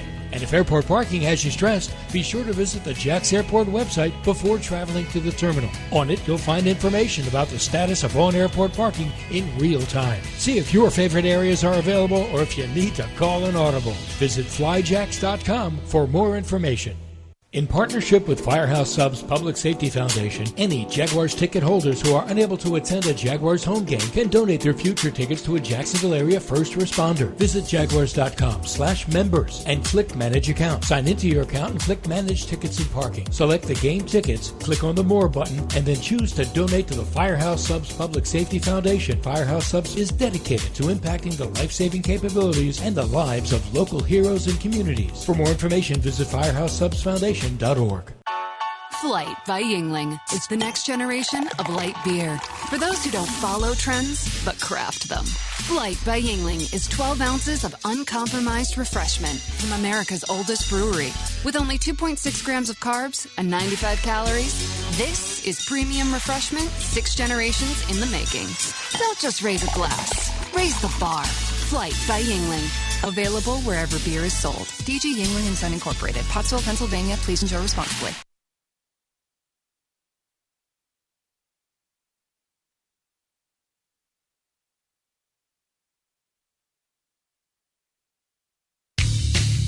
JP Shadrick with Mike Dempsey from the Hyundai Studios. The Publix Tailgate Show continues. We are inside 2 hours from Week 2. The Kansas City Chiefs and the Jacksonville Jaguars. A 1 o'clock kickoff time at EverBank Stadium. And boy, what a game it should be. The world champions are in town. The team that knocked the Jaguars out of the playoffs in January. We'll see if the Jags can get at least a little bit of revenge starting today. And a 2-0 start with a road divisional win last week and a win over the Chiefs. That would be a fantastic start for this Jags team. The Texans coming in next week, and then it's off to London for the Falcons and the Bills, and then they'd be off and running. But they've got to get this one done today against still a very talented and dangerous Kansas City Chiefs team. They started 0-1, of course, with a loss last Thursday against the Detroit Lions in the NFL kickoff game. Let's go around the National Football League, Mike. Yes, the Jags started 1-0, of course, the only team in the AFC South to pull that trick off in Week 1, as everybody else took the L, and you would presume, barring a tie, that Somebody's dropping 0-2 in Houston today as the Texans host the Colts in the AFC South. Despite being listed as questionable with a right shoulder injury, rookie quarterback C.J. Stroud is expected to get the start against fellow rookie quarterback Anthony Richardson as Stroud's Houston Texans host Richardson's Colts in a battle of 0-1 teams. But C.J. Stroud might not have the best protection up front. Laramie Tunsil is listed as questionable with a knee injury, not expected to play, and if he doesn't go, he'd be the fourth regular offensive line starter that Houston would be without today, including both starting tackles going up against a pretty talented Indy defensive front four. Elsewhere, the 0-1 Tennessee Titans are looking for their first win of the season. They host the 0-1 LA Chargers. DeAndre Hopkins is listed as questionable for Tennessee after not practicing all week, but he is expected to give it a go for their passing game. For the Chargers, they'll be without Austin Eckler. He's been downgraded to out with a knee injury. That leaves Joshua Kelly as a presumptive starter at running back against the Titans' stingy run defense. Also, Chargers linebacker Eric Hendricks has been ruled out of this game with a hamstring injury. Other injuries keeping an eye on today include in Green Bay, where they're taking on the Atlanta Falcons in Atlanta. Green Bay expected to be without running back Aaron Jones and wide receiver Christian Watson. They're both nursing hamstring injuries, both officially questionable, although Jones didn't practice all week, despite saying when he got hurt at the end of last week's game, he could have gone back in the game if they needed him. Looks like he won't be available to the Packers today. The Packers have a matchup of 1-0 teams there with the Falcons. Of course, the big story of the week in the NFL was the former Packer quarterback, now with the New York Jets, Aaron Rodgers, tearing his Achilles tendon on Monday Night Football. It's just hard to believe it's less than a week ago that this happened, right, against the Bills, and Zach Wilson came off the bench, led them to a somewhat improbable win under those circumstances. Rodgers, however, vows to return for the NFL playoffs if the Jets make it there. They did get that W relying on their defense and Wilson throwing a single touchdown to Garrett Wilson, more of a spectacular catch than anything. The 1-0 Jets taking on the 1-0 Dallas Cowboys, who are probably the most impressive team in the league in week one, winning 40-0. A couple of other players we've got our eye on today. Also in that Charger game, Joey Bosa expected to be able to go today. He's been a little bit banged up, so that they could certainly use him with Eric Hendricks being out on the defensive side. Mark Andrews is questionable for the Baltimore Ravens, although he did get in a full practice on Friday, and the tight end is expected to make his season debut. He missed the opener last week when Baltimore knocked off Houston. Brandon Cooks is not expected to play with a questionable designation for the Dallas Cowboys when they take on the Jets today. Sauce Gardner will probably be in a very entertaining matchup with CeeDee Lamb most of the afternoon in that one, JP. Here's your look around the National Football League. Yeah, that Jets-Cowboys game. Cowboys were so impressive. 40-0. I mean, I don't care who you're playing or how you're playing. When you put up that kind of game in the NFL, that's a huge, huge disparity. They were very impressive because they took advantage of what was very unimpressive, which was the New York Giants' offensive line. I mean, Daniel Jones taking three-step drops, and when his back foot was hitting the ground, he had two guys hitting him half the time. So that's going to be interesting to see because Arizona plays the Giants today. And they certainly, the players, and we talk about this all the time, the organization seems like they're setting it up to get as high a draft pick as possible. Whereas the players go out there and go, hey, we don't care. When we're on the field, as they always say, the eye in the sky don't lie. We're putting it on film. It's our resume, all these different things. They played very hard against Washington last week. In fact, had a fourth-quarter lead in that game. And the defense in particular played very well. So we'll see if Daniel Jones and that New York Giants team can protect Jones and if they can get that offense moving a little bit better in week two. All right, let's get to the Jaguars today on the defensive side. And Jaguars cornerback Tyson Campbell, of course, last week picked off Anthony Richardson late in the game. A great start to Campbell's third NFL season. And he told me in the locker room this week how excited they were to get off to a great start as a team last week in Indy. Yeah, I think so, man. All week, that whole week we've been emphasizing, trying to start strong this year, finish football games, and play complete football on all three phases. 2 games against the Chiefs last year, one in the regular year, one in the playoffs. How much did you look at that in this offseason? How much do you think about that now going into this matchup? I thought a lot about it in the offseason, but it's a new year now, so just new year, new opportunity. So continue to watch film, study our opponent, go over the game plan, and execute it on Sunday. What's the most challenging part of facing a Patrick Mahomes-led offense? What does he do so well? He extends plays, a guy that can move out the pocket, make plays downfield with a strong arm, and, he has weapons to do it. So it's going to be fun. As a whole, we just got to play through the whistle and, make the right reads and put our eyes in the right places. Yeah, and his ability to make different kinds of throws, sidearm throws, no-look passes. That's a rare ability for a quarterback to do that, right? It is, man. That's why he's considered one of the best quarterbacks in this league. So, it's going to be fun. I think we're going to be well prepared for Sunday, and it's going to be exciting. All right, Tyson, it's going to be a home game. So, first time you guys have had the Chiefs here. What does that do? The crowd noise can help certainly throughout this entire game, right? Yeah, I think it can, man. So, I heard the game sold out, so a lot of people coming to support. So, we're excited to put on the show.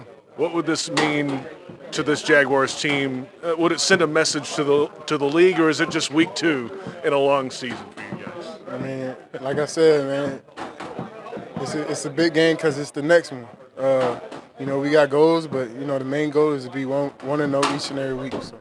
It's Tyson Campbell, Jaguars cornerback. There was a game of door frame basketball going on behind us when we did that interview. So a noisy environment and a loose environment in the locker room this week. That's a good thing, coming off a win last week against Indianapolis and now moving on to Kansas City. And, there's some guys you asked in the locker room this week, we need to get back at these Chiefs. Some guys like, it's another game, it's early. It's kind of a mixed bag. But I think when it comes down to it, they all felt some sort of way coming off that field at Arrowhead in the playoff game, and today has a little extra. Oh, sure they did, JP. They wouldn't be human otherwise. I mean, I like the fact that Tyson Campbell said, I thought about it a lot in the offseason, but now that the season's here, look, they just haven't put all their eggs into this basket, so to speak, like the 2018 team did in week 2 against New England. And they felt like, okay, message delivered, point proven. I think if the Jags win this game, they say, okay, what's next? And we got to continue to go out there. I just think it's a different makeup of the personalities in the locker room that leads to that. And but yeah, you'd be crazy to think that they don't have a little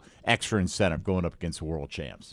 Well, Campbell off to a good start last week too with the interception. Made a nice play on the ball on Anthony Richardson, and I'm curious, how they use him today. Who do you think he's chasing around, if anybody, today? It's hard to know because I think you can utilize a lot of those Kansas City receivers out of the slot, and you can move them around and try to get favorable matchups this way. I do agree with the guys talking with Tony and Jeff that Kadarius Toney might be the most dangerous, but he's not necessarily the most dangerous route runner. He's so dangerous after the catch that – maybe it's let's just take Sky Moore out. Maybe it's take MVS and the deep ball away. Rashee Rice, the rookie, scored a touchdown last week. That's the thing with Kansas City. They're all okay players, none of them super established stars, certainly. And in any given week, it could be any of them that rise to the forefront or kind of shrink to the background. And don't forget the Chiefs running backs as well. I mean, they, obviously Pacheco in the playoff game last year had some big moments, but if Edwards-Helaire is up and ready, we'll see. They did elevate Michael Pirine from the practice squad, and CEH has been dealing with an illness, so he may not play today. Jerick McKinnon not heavily involved in week 1, but he is a dangerous pass catcher out of the backfield. Well, will he play? We're about to find out. The inactives are right around the corner, and of course you can hear the conversation with Tyson Campbell and all the others this week on the official Jaguars Podcast Network, iTunes, Spotify, or wherever else you download podcasts, and on Jaguars.com. Fantasy forecast coming up. We'll hear from Bucky, Brooks, and John Oehser in the booth, but inactives are next. This is the Publix Tailgate Show on Jaguars Radio.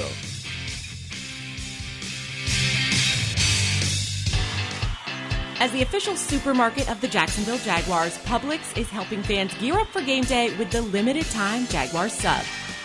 Piled high with hot deli chicken tenders, boar's head bacon, cheddar cheese, coleslaw, and barbecue mayonnaise on a white sub roll. The Jaguar sub is an easy, delicious meal for any fan. Make it an ultimate game day by ordering the Jaguar sub online for in-store pickup. Publix, where shopping is a pleasure. Hey Jags fans, EverBank is driven by performance, strength, and security. Start building your legacy today with EverBank's Yield Pledge accounts, all of which deliver a yield in the top 5% of competitive accounts nationwide. Visit everbank.com/Jaguars for your earned advantage. EverBank, member FDIC, and the official bank of the Jacksonville Jaguars.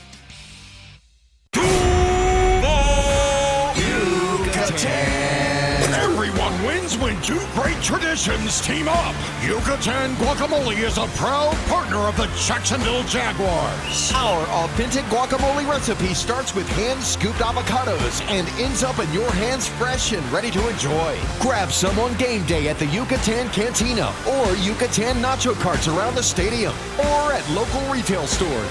Sack your snack game with Yucatan Guacamole. Tackle your marketing needs with Kessler Creative.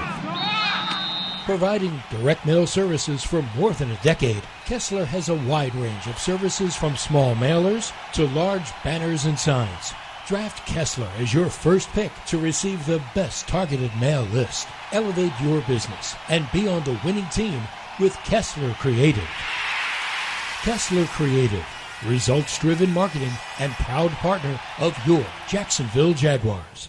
Headquartered in Jacksonville, Florida, CSI Companies partners with leading organizations across the country to deliver workforce solutions. As a proud sponsor of your Jacksonville Jaguars, CSI crafts personalized operations to fuel the success of businesses, both big and small. Whether it's finding the right talent for a job or seamlessly managing a project from start to finish, CSI has over 3 decades of experience in getting the job done. This is your workforce solutions reimagined. Visit CSICompanies.com.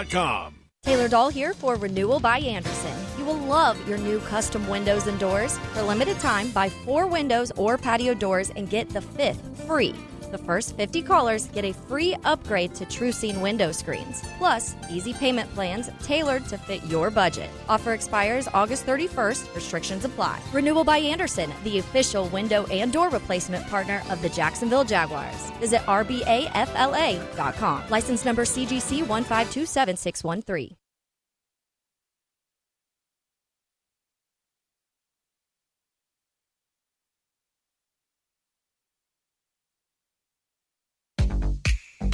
JP Shadrick with Mike Dempsey from the Hyundai Studios. The Kansas City Chiefs and the Jacksonville Jaguars coming up at 1 o'clock. EverBank Stadium, Jacksonville, the site. Today's game presented by EverBank. Advantage you. Make the most of your money at everbank.com/Jaguars. Let's get to the inactives. They have just come down from both teams an hour and a half before kickoff. The Jaguars have 4 players down today. Wide receiver Parker Washington, the rookie out of Penn State, will not play. Elijah Cooks, wide receiver, inactive today. Running back JaMychal Hasty, inactive.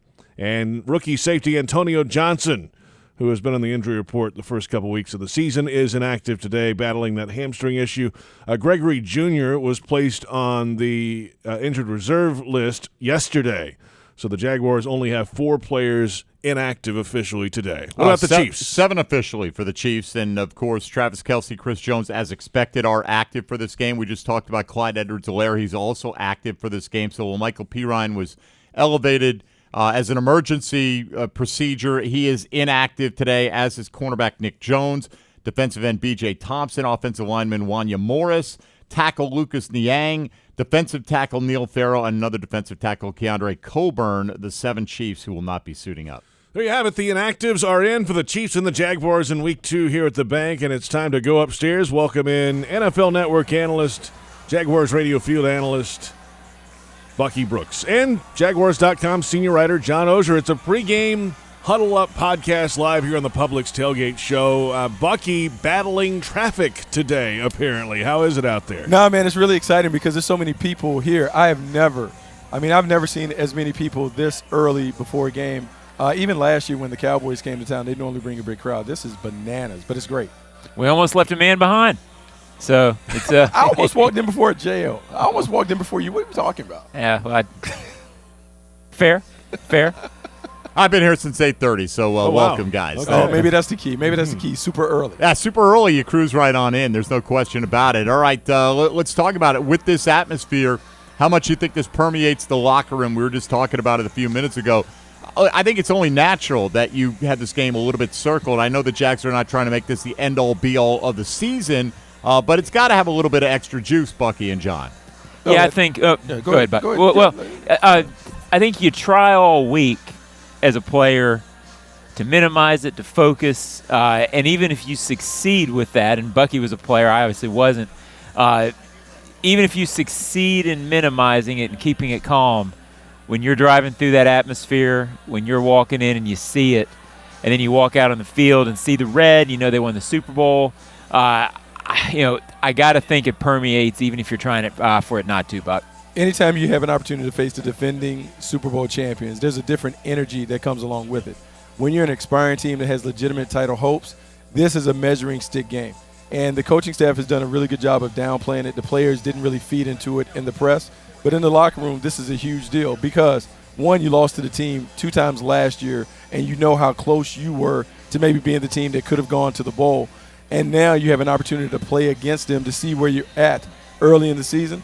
A lot of energy, a lot of excitement, and for the first time, you get them at the house. So your home crowd is going to feed into it. It's going to be an electric atmosphere, and the players should be excited, especially because they're wearing all teal. I didn't know it was a teal out. Teal out. Absolutely. It's a teal out at the bank today. That's Bucky Brooks and John Ozier upstairs. Calvin Ridley is in this matchup this year, Bucky. How does that change how the Chiefs play the Jaguars offense today? They have no one who can cover Calvin Ridley one-on-one. It changes everything about the matchups because he will need a double team or he will go for 200 yards on them. And so when they start to double team him, that creates opportunities for Christian Kirk, Evan Ingram, and Zay Jones to get loose. It also creates an opportunity for Travis Etienne to have a big day on the ground. I know Chris Jones is back, but, man, it's hot and muggy. I don't know how long he'll be able to pass rush at a high level. To me, that means either Calvin Ridley is going to go big or one of the other guys is going to have a big day. I don't think the Chiefs can slow down this Jacksonville offense unless we turn it over. Yeah, I think with Ridley, there's obviously the numbers. There's the analytics that Buck's talked about. Yeah, you got to cover him. He's going to get a certain number of yards. He's also one of those above the X's and O's guys, and this is an above the X's and O's game. It's the one factor they didn't have in the playoffs when they were playing this team last year. You got to think, and there's a feeling I have, that at some point in this game, he's making one of those plays where he's running off the field and you look at each other and go, oh, well, nobody else on the field could make that play. That's the kind of moments. They've got one in Travis Kelce who does that, and it's why they've won a lot of games and been there. Ridley's that guy, and you just have a feeling that this is the day he shows that. He showed it last week. He was good. Not spectacular even for him. I mean, that's what's unbelievable about that game last week, but he didn't seem spectacular, and he was productive. I think he gets spectacular today. A quiet 100-yard game last week. Just quiet, like just doing the basics. And so, and keep in mind, that was his first game in 2 years. So I would say there was still some rust on his game. He'll be more comfortable this week. And so that's a scary thought if I'm a Kansas City Yeah, he actually defender. said the step out of bounds. He laughed and looked at Mike Draco of ESPN. He goes, well, there's the rust you've been wanting for 3 months. Yeah, exactly. Right. There's an example of it. There it is. Well, look, the Jags weren't 100% sure all week long that they'd have their full complement of offensive linemen for this game, but Luke Fortner and Brandon Sheriff will start. How do you think they'll hold up against a front, not only with Chris Jones, but the rest of those guys played very well against a good Detroit offensive line in the opener? Yeah, I mean, I think it's who knows. It feels like Fortner, who finished last week, is ahead, and Doug said that this week. I kind of wonder, you worry if Sheriff can make it through the whole game. I have no reason to think he can't, but he couldn't make it through last week, and it seemed like a more significant. So you wonder if they're watching that, and if it gets dicey, then you go with Shatley and you get him in there and make sure that it doesn't extend. I think we don't know until we see it.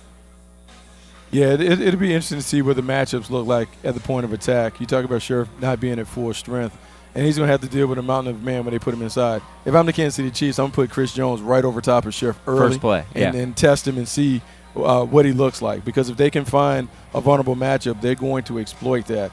I think we got a little rain coming. I think we got a little rain that has kind of popped up outside. So this would be an interesting matchup at the point of attack. The Jaguars have to be able to at least stalemate the Chiefs at the line of scrimmage, because if they can do that, there's some favorable matchups for them on the perimeter, but a lot of it will start at the point of attack. They have to be able to win at the line of scrimmage.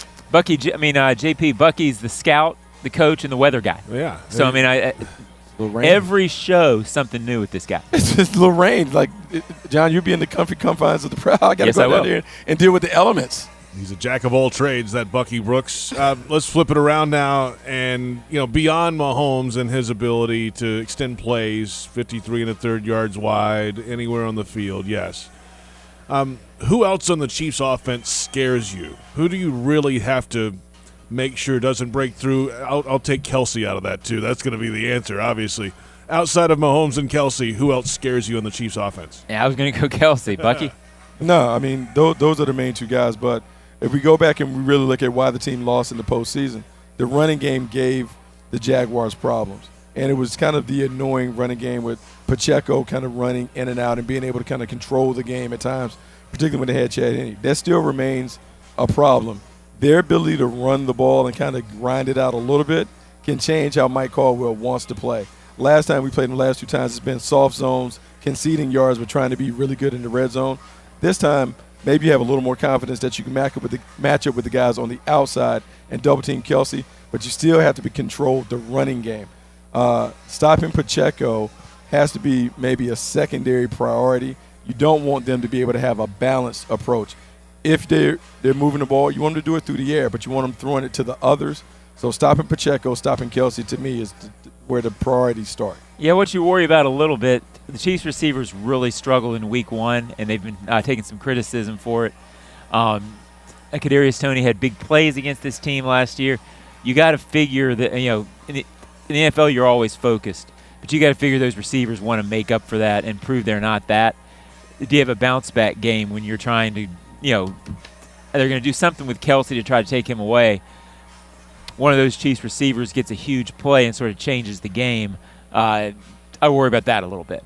Well, one of the advantages the Jags defense has now is being in the second year of the same system, and you've got some of those young guys who are not, with their head kind of swimming and trying to catch up on everything, and Foye Oluokun can then therefore play a little bit faster, not having to worry about everybody else as much. How much of that is a factor, do you think, early in this season in terms of hopeful defensive improvement? I think it's really big. I think we saw it last week. I think it was an overlooked factor all off season because we spent so much time, they're not getting this pass rusher. They looked to me like a team that was playing faster because they knew the scheme, they knew the system, and you had 11 guys that knew what they were supposed to do on the field. As I said this week at some point, they look cohesive, they look more experienced, and yet Patrick Mahomes can make cohesive, experienced defenses look bad. He absolutely can make cohesive defenses look bad.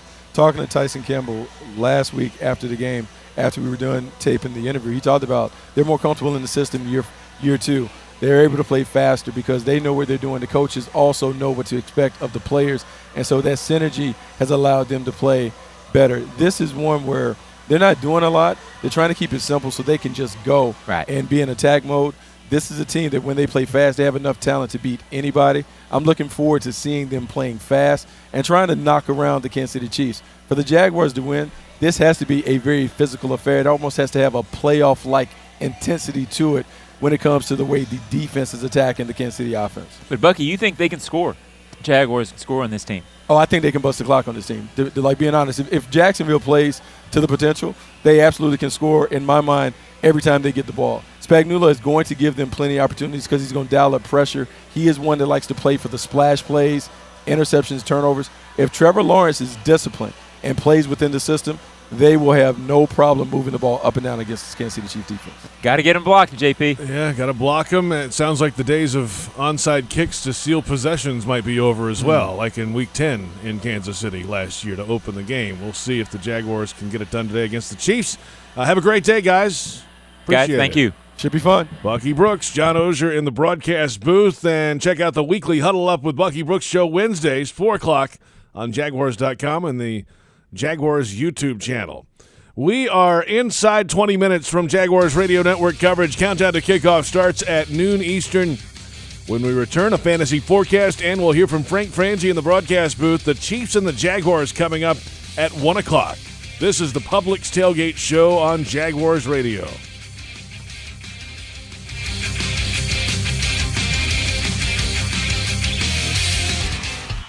As the official supermarket of the Jacksonville Jaguars, Publix is helping fans gear up for game day with the limited-time Jaguars sub. Piled high with hot deli chicken tenders, boar's head bacon, cheddar cheese, coleslaw, and barbecue mayonnaise on a white sub roll. The Jaguars sub is an easy, delicious meal for any fan. Make it an ultimate game day by ordering the Jaguar sub online for in-store pickup. Publix, where shopping is a pleasure. Want to be up close and personal with the Jaguars as they take the field? Here's your chance to be in the shadows, outside the Jaguars locker room, now called the Vault. Enter today at jaguars.com/shadows. One winner and guest for every home game at EverBank Stadium. No purchase to enter or win, must be 18 or older and a legal resident of Florida or Georgia. Promotion period 9/5/23 through 12/15/23. For official rules and complete details, visit jaguars.com. Sponsored by Jacksonville Jaguars, LLC. In partnership with Firehouse Subs Public Safety Foundation, any Jaguars ticket holders who are unable to attend a Jaguars home game can donate their future tickets to a Jacksonville area first responder. Visit jaguars.com/members and click Manage Account. Sign into your account and click Manage Tickets and Parking. Select the game tickets, click on the More button, and then choose to donate to the Firehouse Subs Public Safety Foundation. Firehouse Subs is dedicated to impacting the life-saving capabilities and the lives of local heroes and communities. For more information, visit firehousesubsfoundation.org. Frank Frangie here. When you want barbecue in Jacksonville, you want Bono's Pit Barbecue. You can find Bono's locations all around town and on game day at EverBank Stadium, because Bono's is the official barbecue of the Jacksonville Jaguars. Over 70 years of authentic Southern Pit Barbecue. We are the local barbecue joint in BBQval for generations of people in Jacksonville. Go to bonosbarbecue.com to learn more or call 904-880-8310 today. And remember, if you don't see a pit, it ain't legit. Prosser here for Lifetime Enclosures and Lifetime Flooring. Football season finally upon us, and with that comes cooler weather. If you've been wanting to upgrade your outdoor living space, you should call the experts at Lifetime Enclosures now. From glass lanais to screened-in enclosures, Lifetime Enclosures and Flooring is the best in the business, so give them a call today. Lifetime Enclosures and Lifetime Flooring. Showroom just off Phillips Highway. Proud partner of the Jacksonville Jaguars. Since 1916, Duval Motor Company is here to keep you and your vehicle off the sidelines. Their all-star lineup of dealerships provides superior sales, maintenance, and repairs for every make and model with Ford, Honda, Acura, Subaru, Chevrolet, and everything in between. At every Duval location across North Florida, Duval Motor Company always puts service first. In-store, online, or at your front door. Get service first with DuvalMotorCompany.com.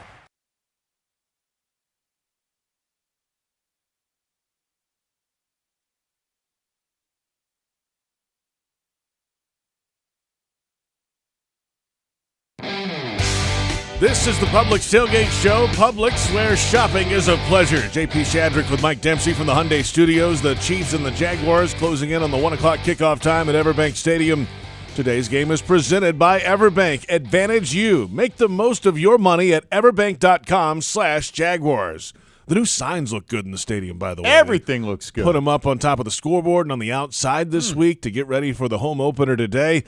Time now for this is our first fantasy forecast of the season. We're glad you're back this week. You guys didn't do one last week without me? We didn't. How could Sexton we do it? Didn't just rattle something off the top of his head? How could we do fantasy forecast without you? Unbelievable. All right. Well, here you go, JP. Get Austin Eckler out of the lineup. He is not playing today, which is a shame for Jaguar fans as the Chargers are taking on the Tennessee Titans. But if you were out there on the waiver wire this week, you probably picked up Joshua Kelly. If you were in need of a running back, he got a lot of work last week, performed very well. Now, this is a really tough run defense in Tennessee, so I don't think Joshua Kelly's a frontline play, but if you're looking for volume, a guy who's going to get the touches, and if the Chargers are in position to run one in from short distance, he's likely to get the call, then Kelly's your guy. I think he's more of a kind of a high-end running back 3 in a 12-team league, maybe a low-end running back 2. I wouldn't expect anything more than that, and if you get more than that, you should be pleasantly surprised. Aaron Jones has been ruled out this morning. It looked like it was trending that way. He didn't practice all week.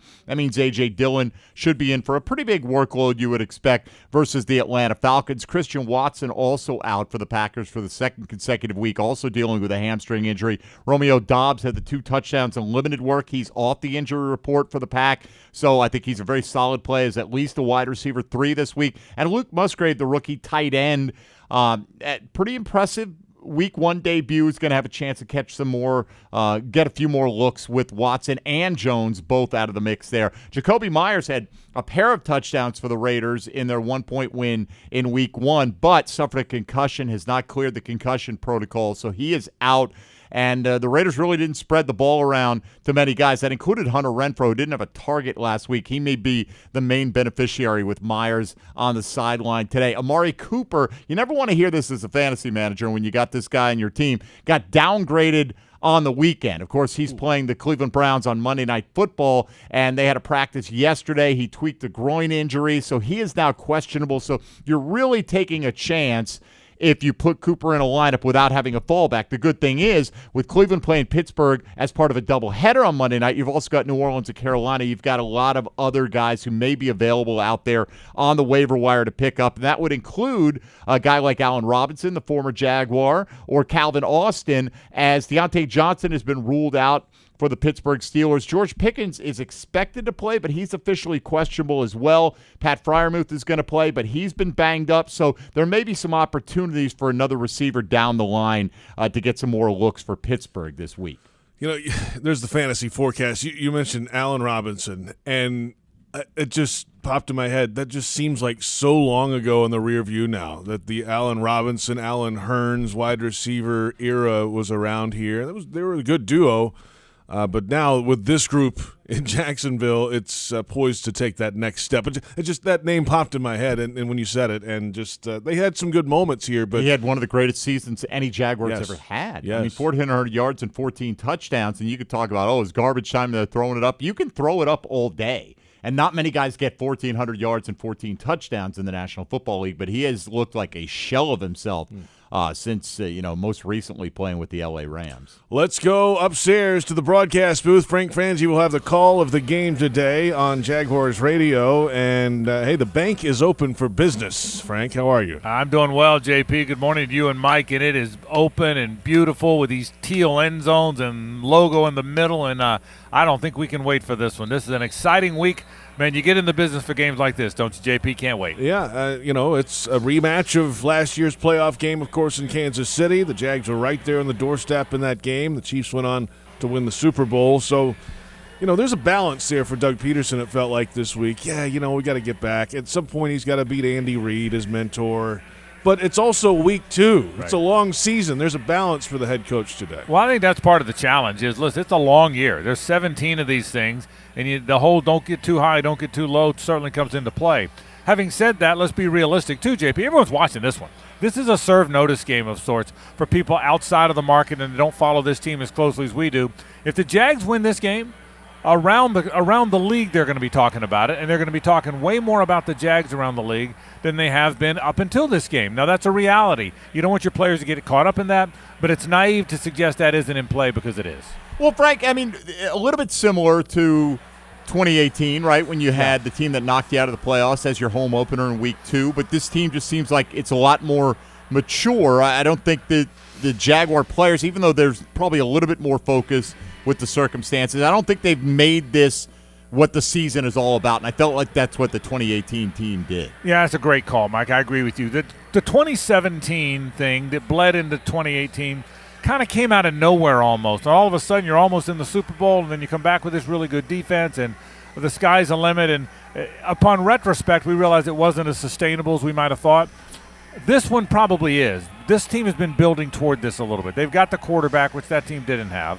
They've got the culture, which that team didn't have. And for all those reasons, you're going to be more measured. So I agree with you, Mike. I think this is the start of something, win or lose today, special here on the First Coast.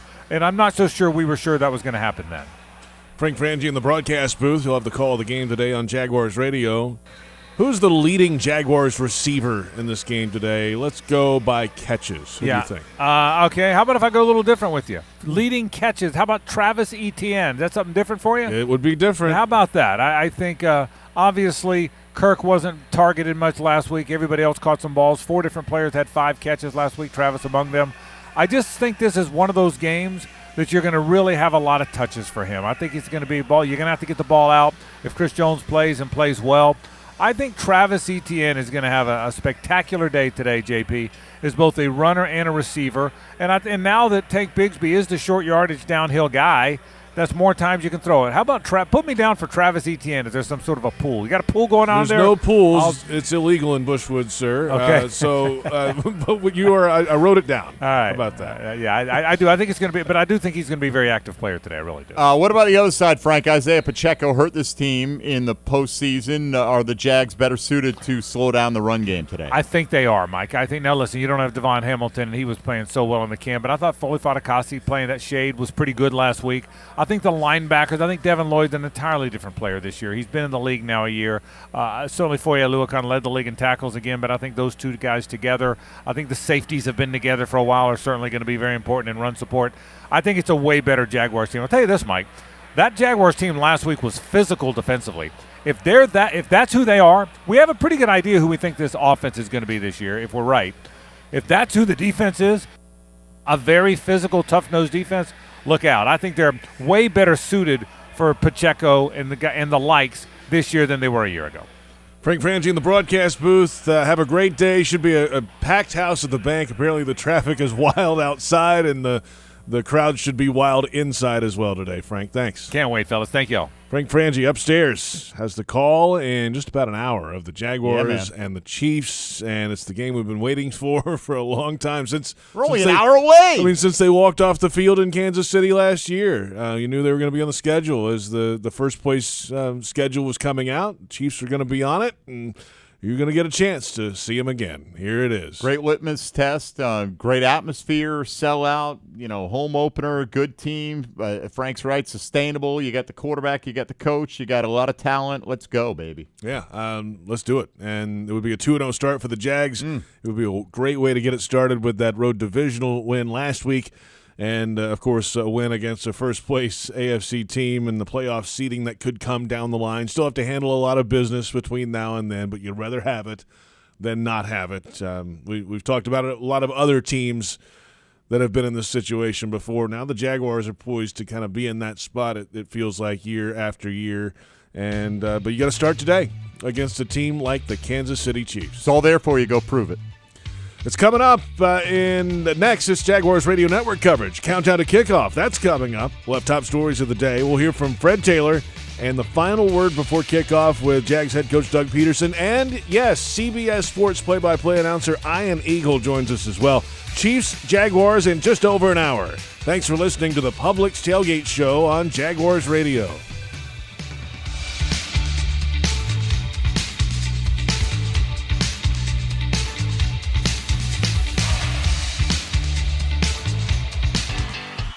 As the official supermarket of the Jacksonville Jaguars, Publix is helping fans gear up for game day with the limited-time Jaguars sub.